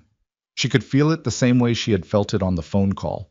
The temperature drop, the thinning of the performance. What did she take? Nyla said. What did Yeonji give you? Tell Minjun to ask her, Sehun said quietly. The pleasantness was gone entirely now. Underneath it was something that had been waiting 17 years to be exactly this cold. Tell him to ask her about the documents she copied. Tell him to ask her who she was working for when she sat down with O.J. Sung this morning. A pause. And tell him that whatever goes to Han Jae-won today is already on my legal team's desk. We will challenge every piece of it. We will challenge the chain of custody, the source credibility, and the investigator's integrity. He stepped forward one step. Not threatening, too controlled for that, just closer. He has a choice, Dr. Brooks. Walk away from this. Take what's left of his case and use it however he wants privately. Or watch me burn the entire investigation from the inside out and take his most trusted colleague down with it. The maintenance room was cold. She could hear the building's pipes above her, the movement of water, the mechanical breath of a system that had no opinion about anything happening below it. She looked at Sehun and thought about 17 years old and letters that went nowhere, and a collision on a rain-slicked highway, and 11 seconds in a rehabilitation gym, and a man who had said, I'm not good at having things that matter to me that I can't control the perimeter of. You should have left it alone, she said. Her voice was very quiet. 13 years ago, and now, you should have left it alone. Sehun studied her. You're remarkably calm for someone in your position. I've been in worse positions. She held his eyes. And the people who put me in them didn't end up ahead. A silence. Then her phone was pressed into her hand by one of the men who had brought her here, and the door behind her was opened, and Sehun turned away with the gesture of a man closing a meeting. Give him my message, he said. She walked out through the service corridor, back up the stairwell, back into the hospital's ordinary light and noise and the smell of antiseptic and floor cleaner, and the specific mundane reality of a building full of people trying to get better. Taewon found her in the 8th-floor corridor 30 seconds later, moving toward her with the expression of someone who had spent the last 15 minutes in a controlled version of panic. "I'm fine," she said before he could speak. "Sir is—" "Call him. Tell him I'm fine and I need to speak with him immediately." She was already moving toward the elevator. "Tell him it's about Yeonji." Taewon's expression did something careful and specific. She looked at him. "What?" she said. I was quiet for 1 second. 1 second that had too much in it. "Mr. Jang called Yeonji 40 minutes ago to update her on the prosecutor meeting," Taewon said. "She didn't answer. We sent someone to her office." He paused. "She's gone, Dr. Brooks. Her computer has been wiped. Her files are cleared. She left the office sometime this morning and hasn't been back." The elevator arrived. The doors opened on an empty car. Nyla stood in the corridor and felt the shape of what Se-hoon had just done settle fully into place. Not a threat, not a negotiation, but a demonstration. A careful, precise, long-planned demonstration of exactly how deep inside Min-jun's operation he had managed to place his hands. Yeonji was gone, which meant the investigation was compromised from its foundation, which meant the recordings, the testimony, the financial documentation, all of it had passed through hands that had been reporting to the other side, which meant Se-hoon knew everything Min-jun had built, and Min-jun didn't know yet. She stepped into the elevator. She pressed the button for the 14th floor, and she thought, he is going to need to hear this from me, before he hears it any other way, before it has time to become something he can't come back from alone. The elevator descended. Min-gyun was in the lobby when the doors opened. Out of the wheelchair, standing with the parallel bar quality she recognized, Do-hyun 1 step behind him, 2 other men flanking the entrance. He had walked into the building. She registered that with a separate, small, fierce part of her attention, even as the rest of her focused on his face, on the expression she found there, which was the specific controlled stillness of a man who had already begun to understand that something had gone wrong and was waiting for the full picture. He looked at her. The assessment was immediate and thorough. Physical condition, emotional state, the specific quality of what she was carrying in her face. "Tell me," he said. She told him. She watched his face as she did it. She watched the stillness deepen, not into blankness, but into something that had specific weight and specific temperature, the way certain metals were cold to the touch because they conducted heat so efficiently that they pulled it directly from contact. When she finished, he was quiet for a long time. Around them, the hospital lobby moved. Visitors, staff, the ordinary human traffic of a building full of people with places to be. None of it touching the specific circle of stillness that had formed around the two of them and Do-hyun. 6 weeks, Min-jun said finally, quietly. "She was with us for 6 weeks. Yes, she found Jae-sung for me. She conducted the interview." His voice had gone to a register she hadn't heard from him before. Not anger, not grief, but something that was both and was older than either. The voice of a man who had trusted selectively and had just paid the exact price for the one miscalculation. She handed Se-hoon the recording. She handed him the financial chain. "Min-jun, the prosecutor has compromised evidence." He said it like a man cataloging damage. Systematic. Clinical in the way she was clinical. Because sometimes the only way to look at something was to remove yourself from it long enough to see its true shape. Se-hoon's legal team will destroy the chain of custody. Jae-sung's testimony becomes insufficient without the corroborating investigation. He paused. He walks. She said nothing, because there was nothing to say that would change the shape of what it was. "He took 13 years, Min-jun said, quiet, precise. "He tried to kill me. He put his hands inside the one thing I built to stop him." He looked at her.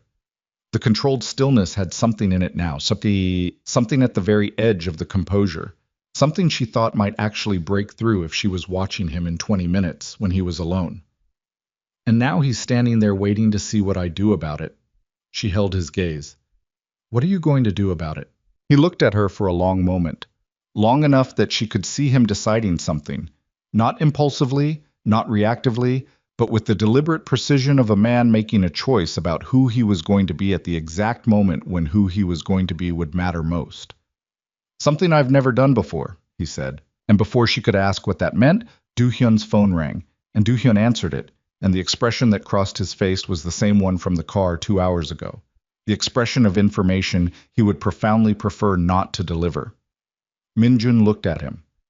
Jae-sung, Do-hyun said. He left the prosecutor's building an hour ago. They let him go pending formal charges. He paused. He was in a car accident on the way home. Another pause. He's alive, but he's in surgery. The lobby was very quiet around them. Si-hoon was removing the pieces, one by one, methodically, with the specific patience of someone who had been planning for longer than any of them had realized. Minjun turned toward the exit. Where are you going? Nyla said. He stopped, didn't turn around. To do the thing I said I wouldn't do, he said quietly. Mingun. She crossed the distance between them in 3 steps and put her hand on his arm. His forearm, the same place he had gripped her when he stood for 11 seconds. The same physical memory in both directions. Stop. He looked at her hand, then at her face. If you go do whatever you're about to do, she said, Se-hoon wins. Not because you'll fail, because you'll become exactly what he's been telling everyone you are. She held his gaze. And everything, the prosecutor, the case, any chance of this ending in a way that doesn't require you to spend the rest of your life looking over your shoulder. It all goes with it. He was very still. There's another way, she said. There isn't. There is. There has to be. She kept her hand on his arm, kept her eyes on his. Give me 24 hours. Give me 24 hours before you do something that can't be undone. The lobby moved around them. Do-hyun stood 3 feet away, looking at nothing in particular with the specific focused attention of a man seeing nothing at all. Minjun looked at her for a long time. Then something in his face shifted. Not surrender, not defeat, but the specific, effortful choice of a man setting something down because the person in front of him has just become the most important thing in the room, and the most important thing in the room required him to 24 hours. Minjun gave her 24 hours the way a man gave away something he wasn't sure he could afford, with the specific, deliberate economy of someone who understood exactly what the currency was and what it cost. He said nothing else in the lobby. He looked at her hand on his arm for 1 more second, then he looked at her face, and then he turned around and walked, not wheeled, because sometime in the past 3 weeks walking had become his default, and the wheelchair had become the exception, and she noticed this the way she noticed everything about his recovery, with a professional satisfaction that was thoroughly tangled up with something else entirely, toward the exit. Do-hyun followed. Taewon materialized at her elbow. She stood in the lobby for a moment after they were gone and thought about 24 hours and what she was going to do with them. Then she went upstairs and made 3 phone calls. The first call was to Han Jae-won. The prosecutor answered on the second ring with the particular clipped efficiency of someone who had been expecting to hear from her. Dr. Brooks, she said, I was going to call you. Then you already know about Yeonji. A pause.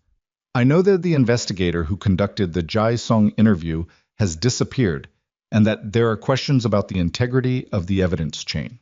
Han Jae-won's voice was controlled, but there was something underneath it. Not panic, something more professional than panic. The specific quality of a case attorney watching the floor of a prosecution tilt. I also know that Kang Se-hoon's legal team filed a preemptive motion 2 hours ago, challenging the admissibility of the recorded evidence on grounds of compromised collection methodology. He moved before we could. Yes. A pause. Which means he knew what we had before we formally submitted it. Which means the investigation was compromised from inside, Nyla said. I know. That's why I'm calling. She was at her desk, the door closed, the city doing its flat gray afternoon thing outside the window. The recording Jae-sung provided, the device itself. Yeonji took it into the interview.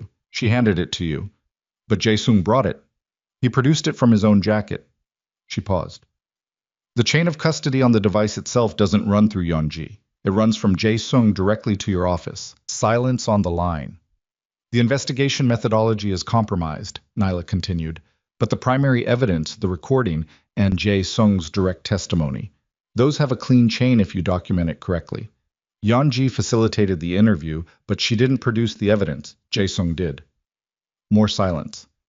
The quality of it had changed, from the tilt of a floor giving way to something more like a person finding their footing.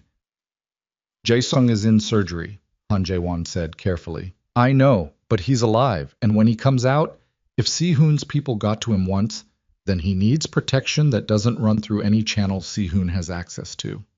Nyla paused. Can you do that? A long silence.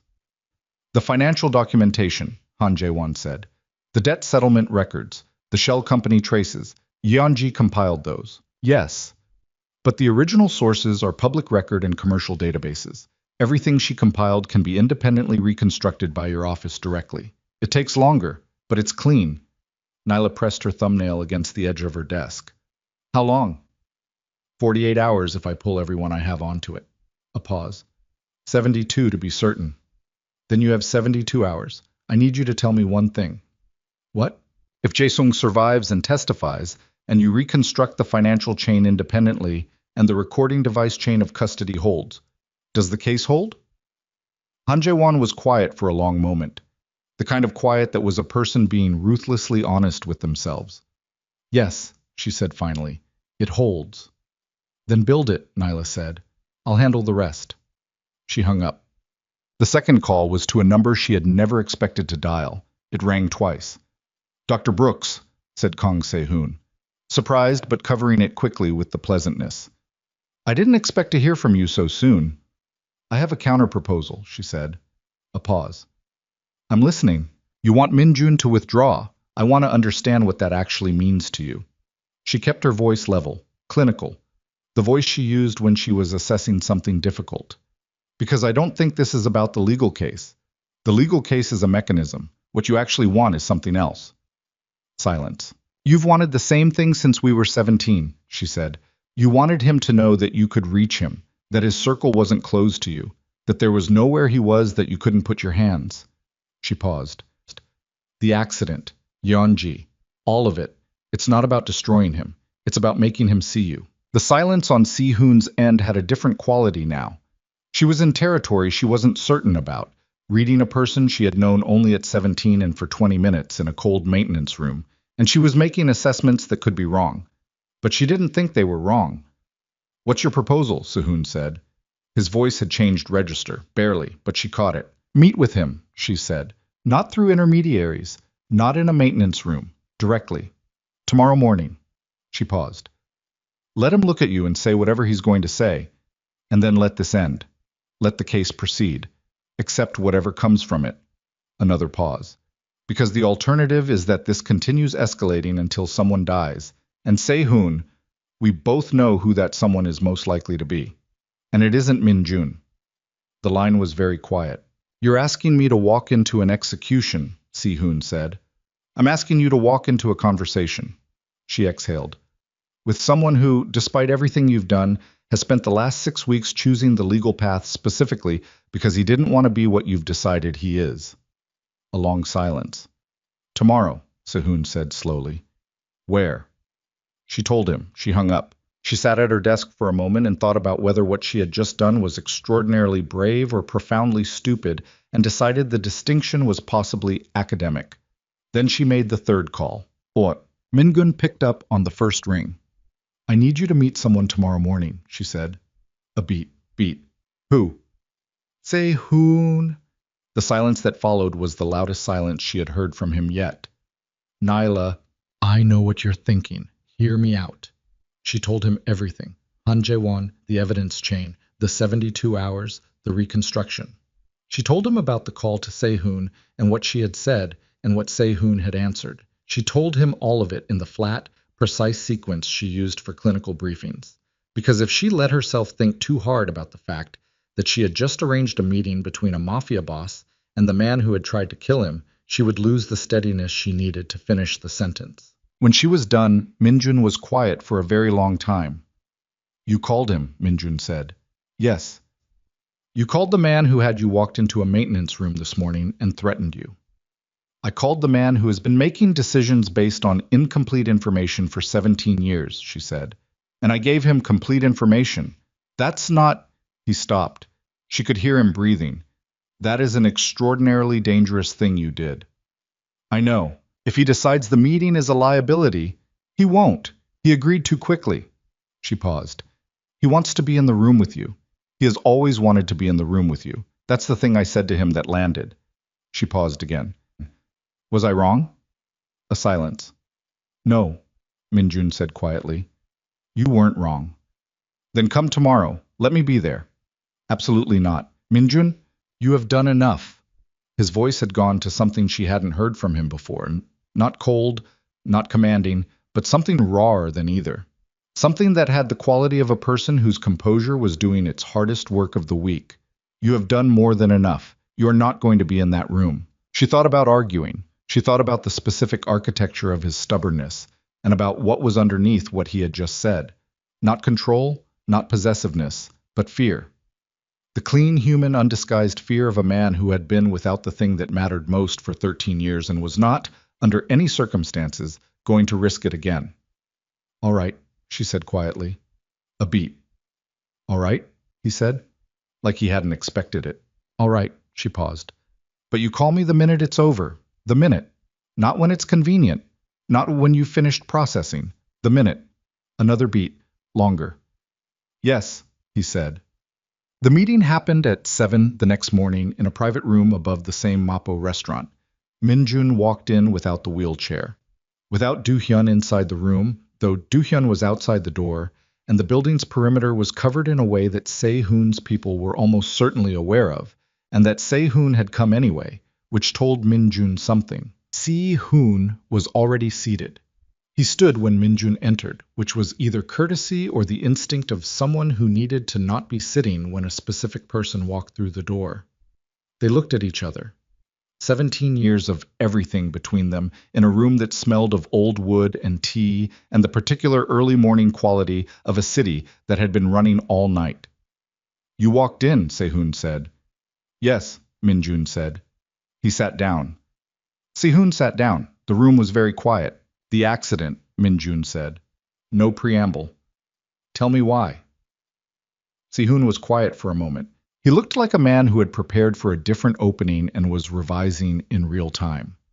The business reasons are— I don't want the business reasons. Minjun's voice was flat. I want the real reason. A silence. Se-hoon looked at the table, then at Minjun, and something happened on his face that Minjun had never seen from him before in 17 years. Something that was not pleasantness, not strategy, not the performance of a man who had been performing his entire life. Something underneath all of that, briefly visible. You were untouchable, Se-hoon said quietly. You were always untouchable. From the first year at Hansung, you walked in and the entire school reorganized itself around you without you asking it to, without you caring whether it did or not. His voice was level, but there was something moving under it. I had everything. My father's name, the money, the connections, and none of it made anyone look at me the way they looked at you. Minjun said nothing. And then she came, Se-hoon said. That black girl from America, who was supposed to be invisible and instead became— He stopped. She became the one person you actually looked at. The room was very still. So you took her, Minjun said quietly. I made sure she couldn't stay in contact. Se-hoon's voice was flat now. Confessional in the specific way of someone who has been carrying something long enough that the carrying has become more exhausting than the telling. Her mother's address was in the school records. Calls from a Baltimore area code to your family's number. I had someone intercept them. He paused. I told myself it was business, that you would be distracted without her, that you'd be easier to— He stopped. To what? Minjun said. To be better than. Se-hoon said it like he was putting something down on a table that had been in his hands for 17 years. To finally be better than. Minjun looked at him for a long time. Did it work? He said. The silence that followed answered the question completely. Minjun sat back in his chair. He was aware of his own heartbeat, steady, slower than the situation arguably warranted. The heart of a man who had spent 3 months rebuilding his body from a near-complete stop, and had learned in that process something specific about what endurance actually required. The case proceeds, he said. I'm not withdrawing. Han Jae-won has what she needs, and she's going to finish building it. He paused. I'm not going to tell you what to do about that. Se-hoon looked at him. But I'm also not going to do what I came here very close to doing yesterday, Minjun said.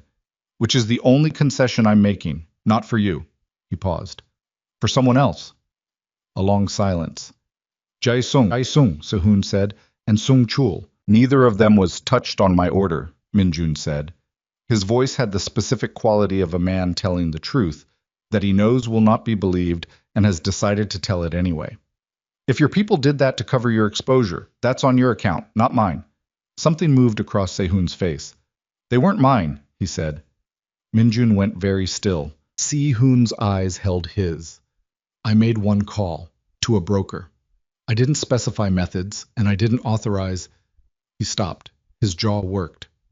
It got out of my control. A broker, Minjun said quietly. Who? A man Wu Chil Sung. He operates out of... I know who he is, Minjun said. His voice had gone to a register that Do-hyun, outside the door, would have recognized immediately. He took a contract I didn't sanction, and he went further than the person who hired him authorized. Yes, which means he's a problem for both of us. Sehun was quiet. You hired him, Minjun said. That makes you responsible for what he did, legally and otherwise. I need you to understand that. He paused. But Wu Chil-sung operating outside the terms of a contract in this city is a separate issue that I will deal with separately. And me? Sehun said. Minjun looked at him for a long time. The case proceeds, he said again. Whatever Han Jae-won builds, it goes where it goes. I'm not protecting you from that, and I'm not accelerating it. He stood, slowly. The standing still cost him something. She had told him it always would, that full recovery was months away yet, that the parallel bars and 11 seconds in a gym were the beginning, not the end. But he stood completely, and he looked down at Sehun with 17 years of everything in his face and none of it showing except in the particular quality of his eyes. But if anything touches her again, the legal case becomes the least of your concerns. He said it the way he had said everything that was simply true. No heat, no performance, just the fact of it, laid on the table like a stone. Sehun did not look away, did not argue, did not deploy the pleasantness. He nodded once. Minjun walked out. Do-hyun was waiting in the corridor with the expression of a man who had spent the last 40 minutes being very professionally calm. Report, Minjun said. Wu Chil-sung, Do-hyun said immediately, which told Minjun that Do-hyun had been piecing this together independently. He's been operating in the Yongsan district. He took Sehun's contract, but he's been running additional plays on the side. Sung-chul and Jae-sung were warnings, not eliminations. He's trying to create leverage. Over who?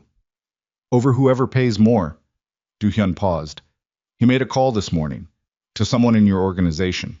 Minjun stopped walking. Who? He said quietly. Do-hyun told him. The name landed with the specific quality of information that restructured the context around it. Not a small name, not a peripheral name, but a name that sat near the center of Minjun's operation in a specific and trusted capacity. He processed this for 3 seconds. Find him, Minjun said, before Wu does. Already moving. Do-hyun hesitated 1 beat. And Wu?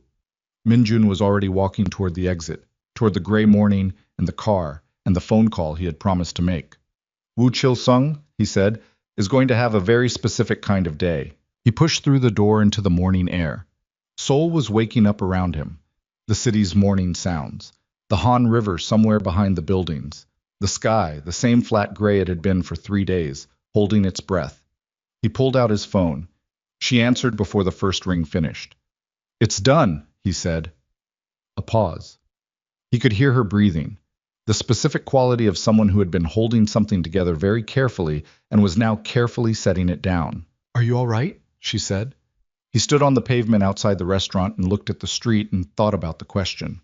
About what all right meant in the specific context of his life, which was a context that did not naturally produce straightforward answers. Come to the hospital, she said, before he could answer.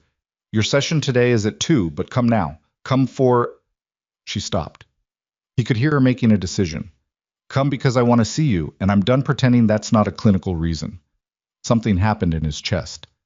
I'll be there in 20 minutes, he said. 15, she said. You have a driver. He got in the car. Do-hyun was already on the phone, already managing the 3 separate urgent things that required managing. The ordinary operational reality of Minjun's world continuing to run around the specific gravity of this morning. Minjun looked out the window at Seoul moving past. A woman with an umbrella. Though it wasn't raining yet, a street vendor setting up, 2 kids in school uniforms arguing about something with the complete investment of people for whom the argument is the most important thing happening anywhere. His phone buzzed. A text from Han Jae-won. Jae Sung out of surgery. Stable. I've placed my own people with him. We proceed. He forwarded it to Nyla without comment. 3 seconds later, she sent back a single word. Good. Then after a pause, 15 minutes. He looked out the window. The car moved through Seoul, and Minjun thought about what Nyla had done in the past 24 hours.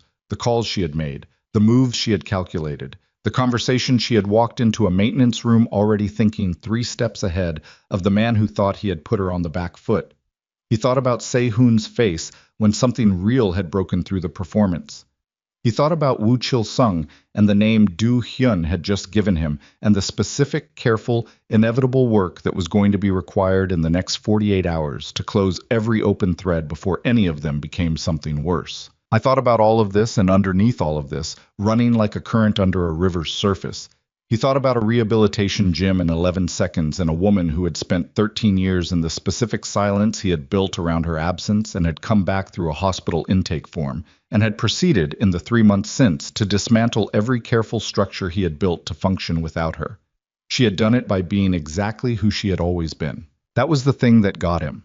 Not the strategy, not the phone calls, not the 24 hours she had bought with nothing except her own specific, stubborn, empirical insistence that people were more than the worst version of their situation. The thing that got him was that he had told her, at 17, that she was the clearest thing he had ever encountered in a world that was mostly noise. And 13 years and a collision, and a wheelchair, and a rehabilitation gym, and all of this, and she was still that, still exactly that. The hospital came into view through the windshield. He checked his phone. 14 minutes. He looked at Do-hyun. When the Woo situation is handled, he said, and when the case closes, I need you to clear my schedule. Do-hyun looked at him in the rearview mirror. For how long? Minjun thought about it. A while, he said. Do-hyun's expression did something that on a different face might have been a smile. Understood, he said. The car pulled up to the hospital entrance. Minjun got out. He walked through the automatic doors into the lobby. Walking, no chair, the recovery that had seemed impossible 6 months ago. Now simply the ordinary fact of moving through a building. His back carried a constant low-grade ache that she had told him would decrease over the next 6 months, and that he had learned to treat as information rather than obstacle. He took the elevator to the 14th floor. She was waiting in the corridor outside the rehabilitation gym. Not in the gym, not in her office, in the corridor, which meant she had been watching for the elevator. She was in her white coat, hair close-cropped, stethoscope around her neck, all the ordinary equipment of her ordinary professional day. She looked exactly like herself. He walked toward her. She watched him walking and said nothing for a moment. 15 minutes, she said. 14. She looked at him. Her eyes moved across his face the way they moved across his chart at the start of every session, assessing, cataloging, deciding. Except that this assessment was not clinical, and they both knew it, and neither of them was pretending otherwise. Se-hoon, she said. The case proceeds. He knows it. He's not going to run. He paused. There's another problem. Woo Chil-sung. I'll explain it fully later. Do-hyun is handling the immediate piece. She nodded, processing. Jae-sung. Stable. Han Jae-won has him. Then it holds. It holds. He looked at her. What you did yesterday. The calls, the framework for the evidence chain. Han Jae-won would not have seen that path without you. She would have found it, Nyla said. Eventually. Maybe, but you found it in 2 hours. He held her gaze. You saved the case. She looked at the corridor floor for a moment, then back at him. I saved it because I needed it saved, she said. I have a vested interest in this ending cleanly. She paused. In you being able to close this and be... She stopped. Finished with it, he said. Yes. He looked at her. At the corridor. At the flat gray soul light coming through the windows at the far end of the hall. I'm not finished with all of it, he said quietly. I don't think I'm ever going to be finished with all of it. That's not... He paused. That's not what my life is. I know what your life is. And? She looked at him steadily. The assessment had completed, and whatever conclusion it had reached was in her eyes. Complex, specific, arrived at through evidence rather than sentiment, which was the only way she arrived at conclusions, and which was also, he had always thought, the most trustworthy kind. And I'm a rehabilitation specialist, she said. I know how to work with what's actually there. She paused. Not what I wish were there. He held her gaze. In the rehabilitation gym behind them, someone was running a session. The counting of reps, the creak of equipment, the encouraging bark of a technician. Life in its ordinary channels. After the program ends, he said. After the program ends, she confirmed. That's 6 sessions. 5 now that you're walking on your own. He looked at her. She looked at him. 4, she said, if your Thursday numbers hold. Something almost happened on his face. The same something that had almost happened before, across 3 months of sessions and 11 seconds in corridor pauses and phone calls at the edge of darkness. This time it did happen. It lasted 2 seconds, maybe 3. Then his phone buzzed. He looked at the screen. A message from Do Hyun. Woo Chil Sung. We have a location. He's moving. The moment shifted. Not broke. Shifted. The way a current changed direction without stopping. Go, she said. Nyla, go do what you need to do. She held his gaze. And then come back. He looked at her for one more second. Something clean and certain in his face. Not the composure that held things in, but the composure that had nothing it needed to hold anymore because the most important thing was already said. I'll come back, he said. He turned toward the elevator. He was 3 steps away when she said his name. He stopped. Minjun. Her voice had changed. He turned. She was looking at him with an expression he had not seen from her before. Not clinical, not strategic, not the careful professional distance she had been maintaining with such deliberate effort for 3 months. Something more open than any of that. Something that had the quality of a person who had decided to stop calculating the cost of a thing and simply say it. Come back in one piece, she said. That's not a clinical instruction. He held her gaze. Understood, he said. He got in the elevator, the doors closed. Do Hyun was already on the phone with directions to a location in Yongsan, where Woo Chil Sung was currently moving towards something that Min Jun's people were still working to identify, but that had the specific shape, from the phone call Do Hyun had intercepted, from the name he had given Min Jun in the car, of a man trying to tie off the last loose end before the city closed in around him. The loose end had a name, and the loose end was someone Min Jun had trusted. The car moved through Seoul in the flat gray morning, and Min Jun sat with his hands on his knees and his phone screen showing Do Hyun's real-time updates, and thought about what came next. Not with dread, not with rage, but with the specific focused clarity of a man who had rebuilt himself from the cellular level up, and knew now exactly what he was capable of, and exactly what he was capable of choosing. He thought about the word she had used. Come back. Not be careful. Not good luck. Not any of the forms of distance that careful people used when they were afraid of what they meant. Come back. 2 words. He was going to hold them for the rest of the day, and he was going to do what needed doing, and then he was going to come back, and they were going to have a conversation that had been 13 years in the making, and he was going to be present for every second of it. The car turned onto the expressway. Below, the Han River caught a brief break in the overcast sky, 1 bar of pale light across the gray water, there and then gone as the clouds closed back over it. Minjun looked at it as they crossed the bridge. Then he looked at Do Hyun. Tell me exactly where he is, he said. And Do Hyun told him, and the city moved beneath them. And somewhere in Yongsan, a man named Woo Chil Sung was about to discover that the specific variety of miscalculation he had made, operating outside sanctioned parameters, taking contracts that created chaos in a city where chaos had an owner, had a consequence that arrived quietly, without warning. And Woo Chil Sung was found in a parking structure in Yongsan at 10:47 in the morning, 3 levels underground, in the specific kind of place that people chose when they needed to have conversations that the city's surface didn't accommodate.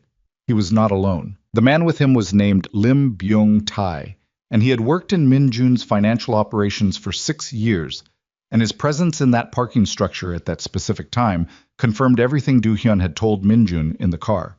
Byung-tae had been Yeonji's contact inside Min Jun's organization, the thread that Si-hoon's operation had cultivated slowly and quietly over 2 years, feeding small pieces of information outward, building toward the moment when the thread would matter most. The moment had been the investigation. Byung-tae had known everything.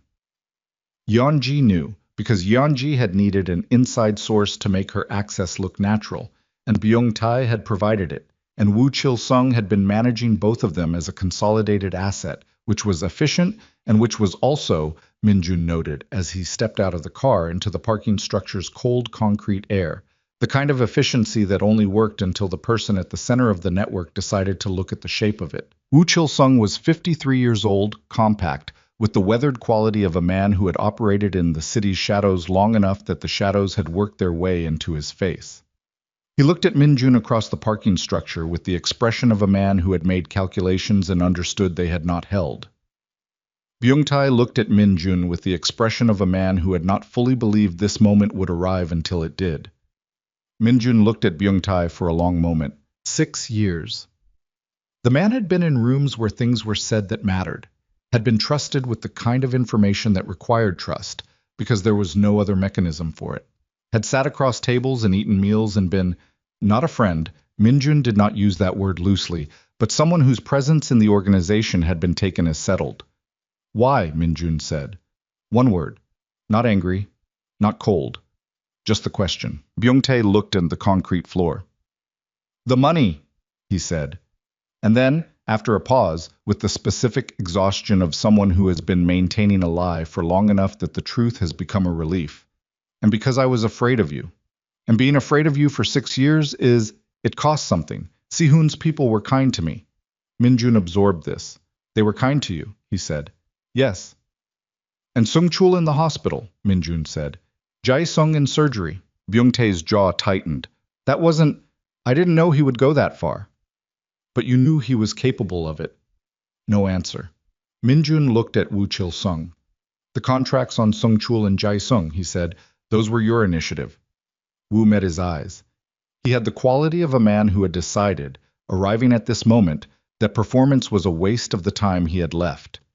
Damage control. Si-hoon's operation was collapsing. Loose ends create exposure. They're alive, Min-jun said. Yes. Woo's voice was flat. I was managing the situation, not eliminating it. Managing it toward what? Toward a negotiating position. Woo looked at him steadily. With you, directly. Which is where we are. Min-gun was quiet for a moment. Around them, the parking structure held its cold, concrete silence. Do-hyun was 3 feet to Min-jun's left. 2 other men were positioned at the structure's entry points. Woo's own people, there had been 2 of them, were no longer a functional variable. There's no negotiation, Min-jun said. You took unsanctioned contracts in this city. You created collateral damage involving people outside your operational scope. You ran an asset inside my organization for 2 years. He paused. That's 3 separate lines. I don't negotiate across any of them. Woo studied him. Then what are we doing here? I'm giving you the opportunity to tell me everything, Min-jun said. Every detail of the operation, every contact, every piece of information that moved through Byung-tae and Yeonji and anyone else you were running, complete and accurate. He held Woo's gaze. Because Han Jae-won is going to receive a comprehensive file in the next 48 hours, and the quality of what's in that file is going to determine the shape of what comes next for you. A silence. You're going to the prosecutor, Woo said, less question than confirmation. For everything connected to Si-hoon's operation, which includes you. Min-jun's voice was level. This city does not need another body in a parking structure. It needs a case that closes. Woo looked at him for a long moment. The calculation was visible. Not the pretense of calculation, but the actual thing. A man genuinely working through the coordinates of his position and finding them limited. All right, Woo said. It took 2 hours. Do-hyun recorded everything. By the time they emerged from the parking structure into the flat gray Seoul morning, Min-jun had a complete picture. The full architecture of Si-hoon's operation, the financial flows, the names, the timeline going back 4 years to when Se-hoon had first begun positioning assets against Min-jun's organization with the long, patient strategy of a man who had been planning not a single strike, but a systematic dismantling. In the car on the way to Han Jae-won's office, Min-jun sent Nyla one text. Coming back. 1 hour. Her response came in 40 seconds. I'll be here. Han Jae-won received the file at 2 in the afternoon. She read through it with the focused, surgical attention that Min-jun had come to recognize as her working mode, asking 3 precise questions. making notes on a yellow pad that she covered with her forearm when she wasn't writing, and at the end she set the pad down and looked at him across her desk with the expression of a woman recalibrating a significant number of her prior assumptions. This closes Sehun, she said. Yes. It also opens questions about your own operation that I'm going to be obligated to. I know, Minjun said. I expect that. Handle it how you need to handle it. She looked at him. You understand what you're handing me. I understand what I'm choosing. He held her gaze. Some things are worth the cost. Han Jae-won was quiet for a moment.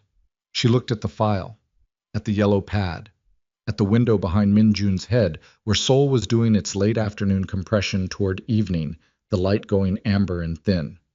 Kang Se-hoon will be arrested by end of week, she said. The attempted murder charge is the primary count. The financial fraud, the conspiracy, those follow. She paused. With the recording, Jae-sung's testimony, and Woo's full deposition, the defense has nothing to work with. And the exposure to my operation? I'll be as surgical as the evidence allows. She met his eyes. It was not a promise. It was the closest thing to one that her professional integrity would permit, and he understood that and respected it. That's all I can give you. That's enough, he said. He stood to leave. At the door she said, Min Jun. He turned. She looked at him for a moment. Han Jae-won, who had made it clear at their first meeting that she was not his ally, and had spent the years since demonstrating it with consistent professional rigor. Whatever you did to get here, she said. The way you got here, it mattered. He held her gaze. Then he walked out. He got to the hospital at 4:15. She was in her office, coat off, the end-of-day organized chaos of her desk in full effect. Files stacked in the specific patterns that she apparently understood, and that had always looked to him like the aftermath of an event. She was writing something when he knocked on the open door and she looked up, and something in her face did the thing it had started doing 3 months ago that she had stopped trying to manage. Sit down, she said. He sat. For a moment, neither of them said anything. Outside, the Han River had gone gold in the late afternoon light. The sun finally breaking through the flat gray overcast it had maintained for 3 days, arriving at this specific hour with the casual indifference of a city that did not organize its beauty around human schedules. Is it done? She said. Han Jae-won has everything. Si-hoon will be arrested this week. He looked at his hands. Woo Chil-sung is in custody. Byung-tae. He paused. He cooperated fully. That will be reflected in how the case handles him. And you? He looked up. There will be exposure, he said. Han Jae-won will be as careful as her job allows. But some things will surface. He held her gaze. I knew that going in. I chose it anyway. She looked at him steadily. I know you did. It may complicate things, he said. For you, association. Your position here. Min Jun. Her voice was quiet, but there was something solid in it. I survived leukemia twice. I built a career from a hospital bed in Baltimore. I came back to a city I left at 17, and I walked into a room with a man who looked at me like I had personally betrayed him, and I did not run. She held his gaze. I'm not going to run from this either. He looked at her. The office was very quiet. The gold light from the river moved slightly as a cloud caught part of it, shifted, released it. I need to tell you something, he said. All right. When Do-hyun told me your phone wasn't answering yesterday morning, he said slowly, when he told me you'd gone down for a consult and hadn't come back. He stopped. His jaw worked briefly. I have run operations in this city for 15 years. I have been in rooms with people who intended me serious harm, and I have never... He stopped again. I have never moved the way I moved yesterday morning. She was very still. I need you to know that, he said, not because I'm asking anything from it, because you should know what you are to me, what you have been. He paused. What you have always been, even when I spent years trying to convince myself otherwise. The river light held them both in it. Min-jun, she said, I know the program ends next week. It ends Thursday, she said, your final session. And after Thursday? After Thursday, she said, you're not my patient anymore. He looked at her. She looked at him. Friday, she said. There's a restaurant in Seongdong that I've been wanting to try for 2 months, and I've been going alone to restaurants for too many years, and I would like to not do that on Friday. Something happened on his face, complete and unguarded, lasting longer than 2 seconds this time. lasting long enough that she could see all of it, the relief and the humor and the specific quality of a man who had been carrying something for a very long time and had just been told he could set it down. Friday, he said. 7 o'clock. I'll pick you up at 6:45. I said 7. 6:45, he said. I'll wait outside. She looked at him. The professional distance she had maintained for 3 months was entirely gone, and neither of them was pretending otherwise. And the office felt both smaller and larger than it had at any point in the past 3 months. All right, she said. 6:45. Kong Se-hoon was arrested on a Thursday morning, 6 days after Han Jae-won received the complete file. The arrest happened at his office in Gangnam. 2 prosecutors, 4 officers, and the specific quiet efficiency of a legal apparatus that had been thoroughly and carefully loaded before it was aimed. Se-hoon walked out of his building in handcuffs at 9:15 in the morning, and the photographs appeared online within the hour, and by afternoon the national news had the full framework of the charges: attempted murder, criminal conspiracy, fraudulent financial operations spanning 4 years. Min-jun saw the news on his phone. He was in the rehabilitation gym at the time, running himself through the end-of-program assessment that Nyla had scheduled for his final official session. She was making notes on her chart. The gym was the same padded floors, same ceiling rails, same amber afternoon light that had been the backdrop to 3 months of work that had started in a wheelchair and arrived here. He put the phone away. Done? She said, not looking up from the chart. Yes. She looked up, read his face the way she had learned to read it. How do you feel? He thought about it. Like something has been resolved. That's accurate. She made a final note. Clinically, your recovery is at 83% of pre-injury mobility baseline. Your pain levels have stabilized at a 2 on average, which is consistent with the long-term prognosis for your injury type. She looked at him.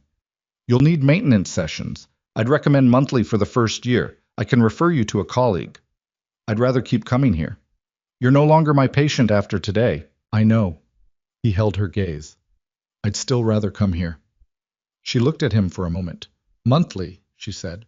First Tuesday. First Tuesday, he confirmed.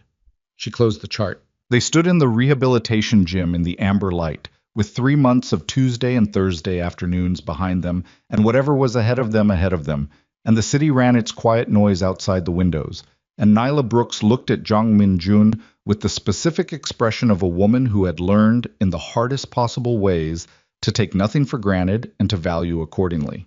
I looked at your intake form again this morning, she said. The first one. From 3 months ago. He waited. The occupation field was blank, she said. I noticed that the first day. I remember.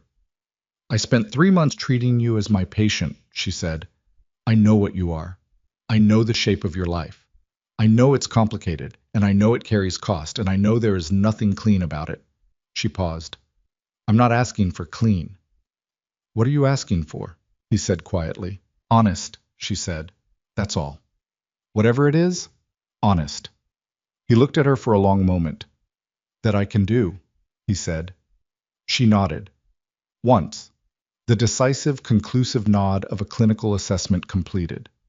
Good, she said. 6:45 tomorrow. The seasons changed. Not quickly. Not in the cinematic way that time moved in stories. It moved the way it actually moved, with the specific, grinding, ordinary weight of one day following another until enough of them had accumulated to constitute something. They went to the restaurant in Seongdong on Friday.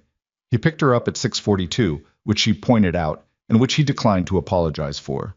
They ate for 3 hours and talked the way people talked who had known each other at 17 and were learning each other at 34 and 35, not filling in gaps so much as discovering that the gaps had content they hadn't anticipated. He told her things about the years between that he had not previously told anyone. She told him things about Baltimore and the treatment centers and the specific quality of surviving something that is supposed to kill you and the strange, disorienting gift of time that follows. They walked along the river afterward. Seoul around them in the evening, doing its enduring thing. She took his hand somewhere along the Seongdong waterfront, not dramatically, not as a moment, just the ordinary fact of 2 people walking together and one of them reaching sideways, and he closed his hand around hers with the same quality he brought to everything that mattered, completely, without reservation.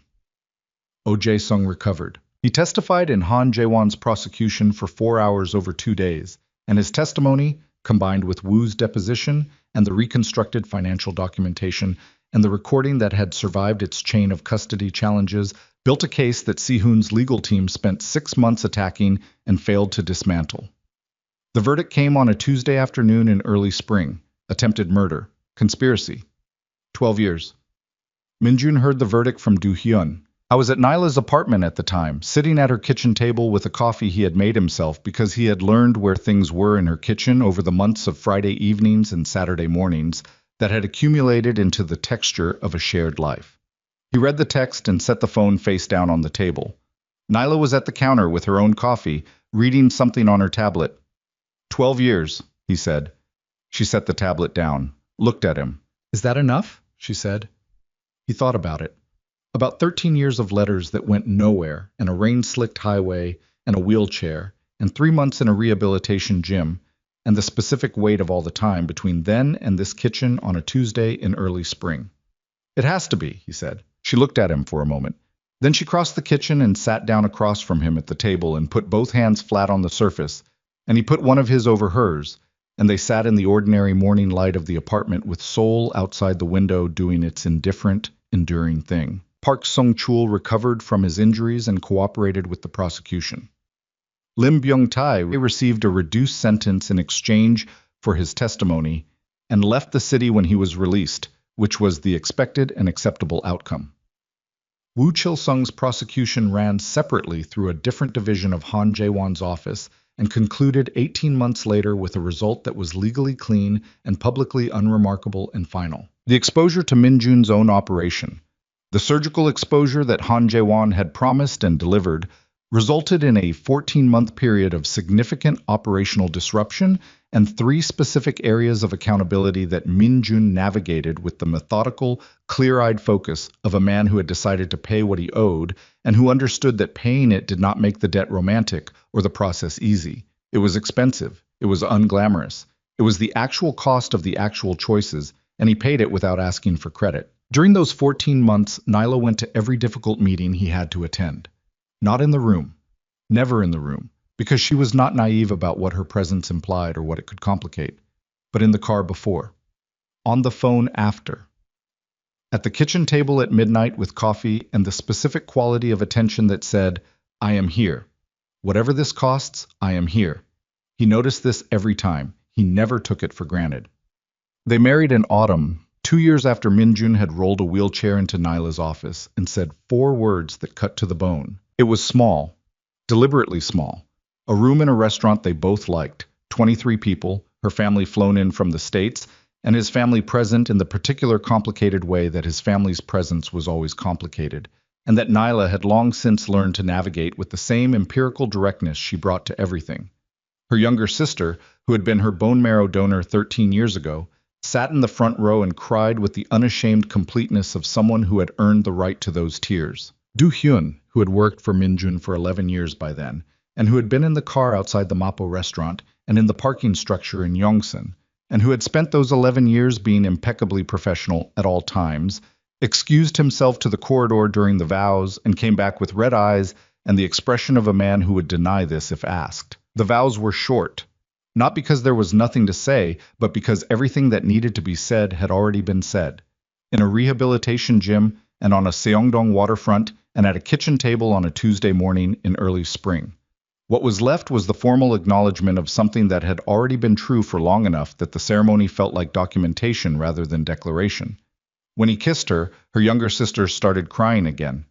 Nyla laughed. Min-gun held her face in both hands, and looked at her with the expression of a man who had spent 13 years in the specific silence of a thing he thought was gone, and was currently, in this moment, receiving confirmation that it was not gone, and had never been gone, and was in fact standing right here. "You're crying," she said very quietly. "No, I'm not." She put her thumb against his cheekbone. He was. He let it stand. The years that followed were not perfect. They were not the curated, airbrushed version of a life built after difficulty. They were actual years, with actual friction and actual cost, and the specific, ongoing, non-negotiable work of 2 people with strong, independent selves, choosing each other over and over in the ordinary circumstances that movies didn't bother to show because the ordinary circumstances were too quiet for cameras. His work remained complicated. It changed shape over the years, slowly, imperfectly, in the grinding way that real things changed rather than the clean way that stories preferred. He was not a different person. He was the same person making different choices with the increasing clarity of a man who had identified what he was willing to pay for and what he was not. Nyla kept her practice. She was named department director at Seohan Medical Center 4 years after their marriage, which was overdue and which she accepted with the pragmatic satisfaction of someone who had been doing the director's job since the second year without the title. She built a research program. She trained residents. She was by any clinical or professional measure exceptionally good at the work she had chosen, and she brought to it the specific quality that she brought to everything: empirical, direct, capable of sitting with difficulty without flinching from it. They had children. 2. A daughter first, then a son. The daughter had Nyla's eyes and Minjun's jaw, and a personality that arrived in the world with such fully formed, unapologetic authority that Minjun, at 3 months, told Nyla she's going to terrify everyone. To which Nyla had replied, "Good." The son was quieter, watchful, precise, with his father's quality of occupying a room completely without requiring the room to acknowledge it. They were different from each other, and both entirely themselves and both, in their separate ways, the most important people their parents had ever known. Minjun was present in ways his own father had not been. This was not incidental. It was a specific, daily, deliberate choice made against the grain of his formation, and it cost him something ongoing, and he paid it without accounting for it out loud, which Nyla noticed, and which the children absorbed without knowing they were absorbing it. On a Thursday evening in December, 13 years after they had married, Nyla came home from the hospital later than usual. Mingun was in the kitchen. The children were grown, the daughter finishing her second year of medical school in Boston, the son doing something in urban planning that Minjun did not entirely understand but supported without qualification. The house was quiet, in the way it had been quiet when it was full of children and was now quiet differently. The quiet of a space that had held a great deal of life and retained the shape of it. She sat down at the kitchen table. He looked at her. In 31 years of knowing her, at 17 in a school corridor, at 34 in an intake office, through everything between and after, he had learned to read the specific quality of her silences with the same precision she had learned to read the tension around his eyes. He set down the dish he was drying and sat across from her. "Tell me," he said. She looked at the table, then at him. "The scan," she said, "from last month, the follow-up." He was very still. "They found something," she said. The kitchen held the sound of the building, the radiator, the distant texture of the city outside. "How serious?" he said. They don't know yet." Her voice was steady. The specific steadiness of a person who had trained their voice to be steady in clinical situations and was currently experiencing the particular difficulty of being on the wrong side of the clinical situation. "There are more tests. Next week." She looked at her hands. "It may be nothing. And if it isn't nothing?" She looked up at him. He was looking at her the way he had always looked at her, completely, without the social performance of looking away, with the specific quality of attention that had no exit strategy and was not looking for one. "Then we handle it," she said. "Yes," he said, "we do." He reached across the table and put his hand over hers. His hands were older now, 50 years old, the hands of a man who had rebuilt a body and built a life, and carried the accumulated physical reality of both. Her hands were the same, older, the hands of a surgeon and a mother and a person who had survived the unsurvivable twice already, and knew, therefore, something specific about what survival required. "Minjun," she said. "I know," he said. "Whatever it is, I know," he said again, quiet, absolute. "Whatever it is." She turned her hand over and held his. Outside the kitchen window, Seoul was doing what Seoul always did, running its 10 million lives in their 10 million directions, indifferent and enduring and entirely unaware of two people at a kitchen table in Seongdong who had found each other at 17 and lost each other and found each other again and had spent the years since building something out of all of it that was real and imperfect and entirely theirs. The tests came back the following week. Not nothing. A finding that required attention, treatment, the specific machinery of modern medicine, engaging once more with a body that had been through it before. It was serious. It was not unsurvivable. It took 2 years and significant cost of the kind that could not be measured in any unit, except the way a person's face looked at midnight after a hard day, and Minjun was there for every midnight without exception. When it was over, when the clearance came and the exhaustion began to lift, and the particular thin, clear quality of recovered life began to return to her face, he found her one morning sitting on the apartment balcony with coffee, looking at the Han River in the early light. He sat beside her. They didn't speak for a while. The river below was silver and quiet. The city was still in its early morning way, holding its breath before the day began. "You should have run," she said eventually. Not serious. The specific tone of someone speaking a thing they don't believe in order to hear it contradicted. "From what?" he said. She gestured loosely at herself. "At everything. At the accumulated, complicated human fact of 13 years of marriage and 2 rounds of illness, and a life that had been, by any measure, significantly more difficult than average." He looked at her. "I spent 13 years running," he said. "Not from you.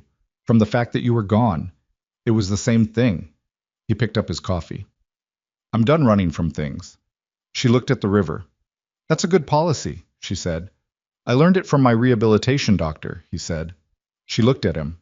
He looked at her. She laughed. The real laugh.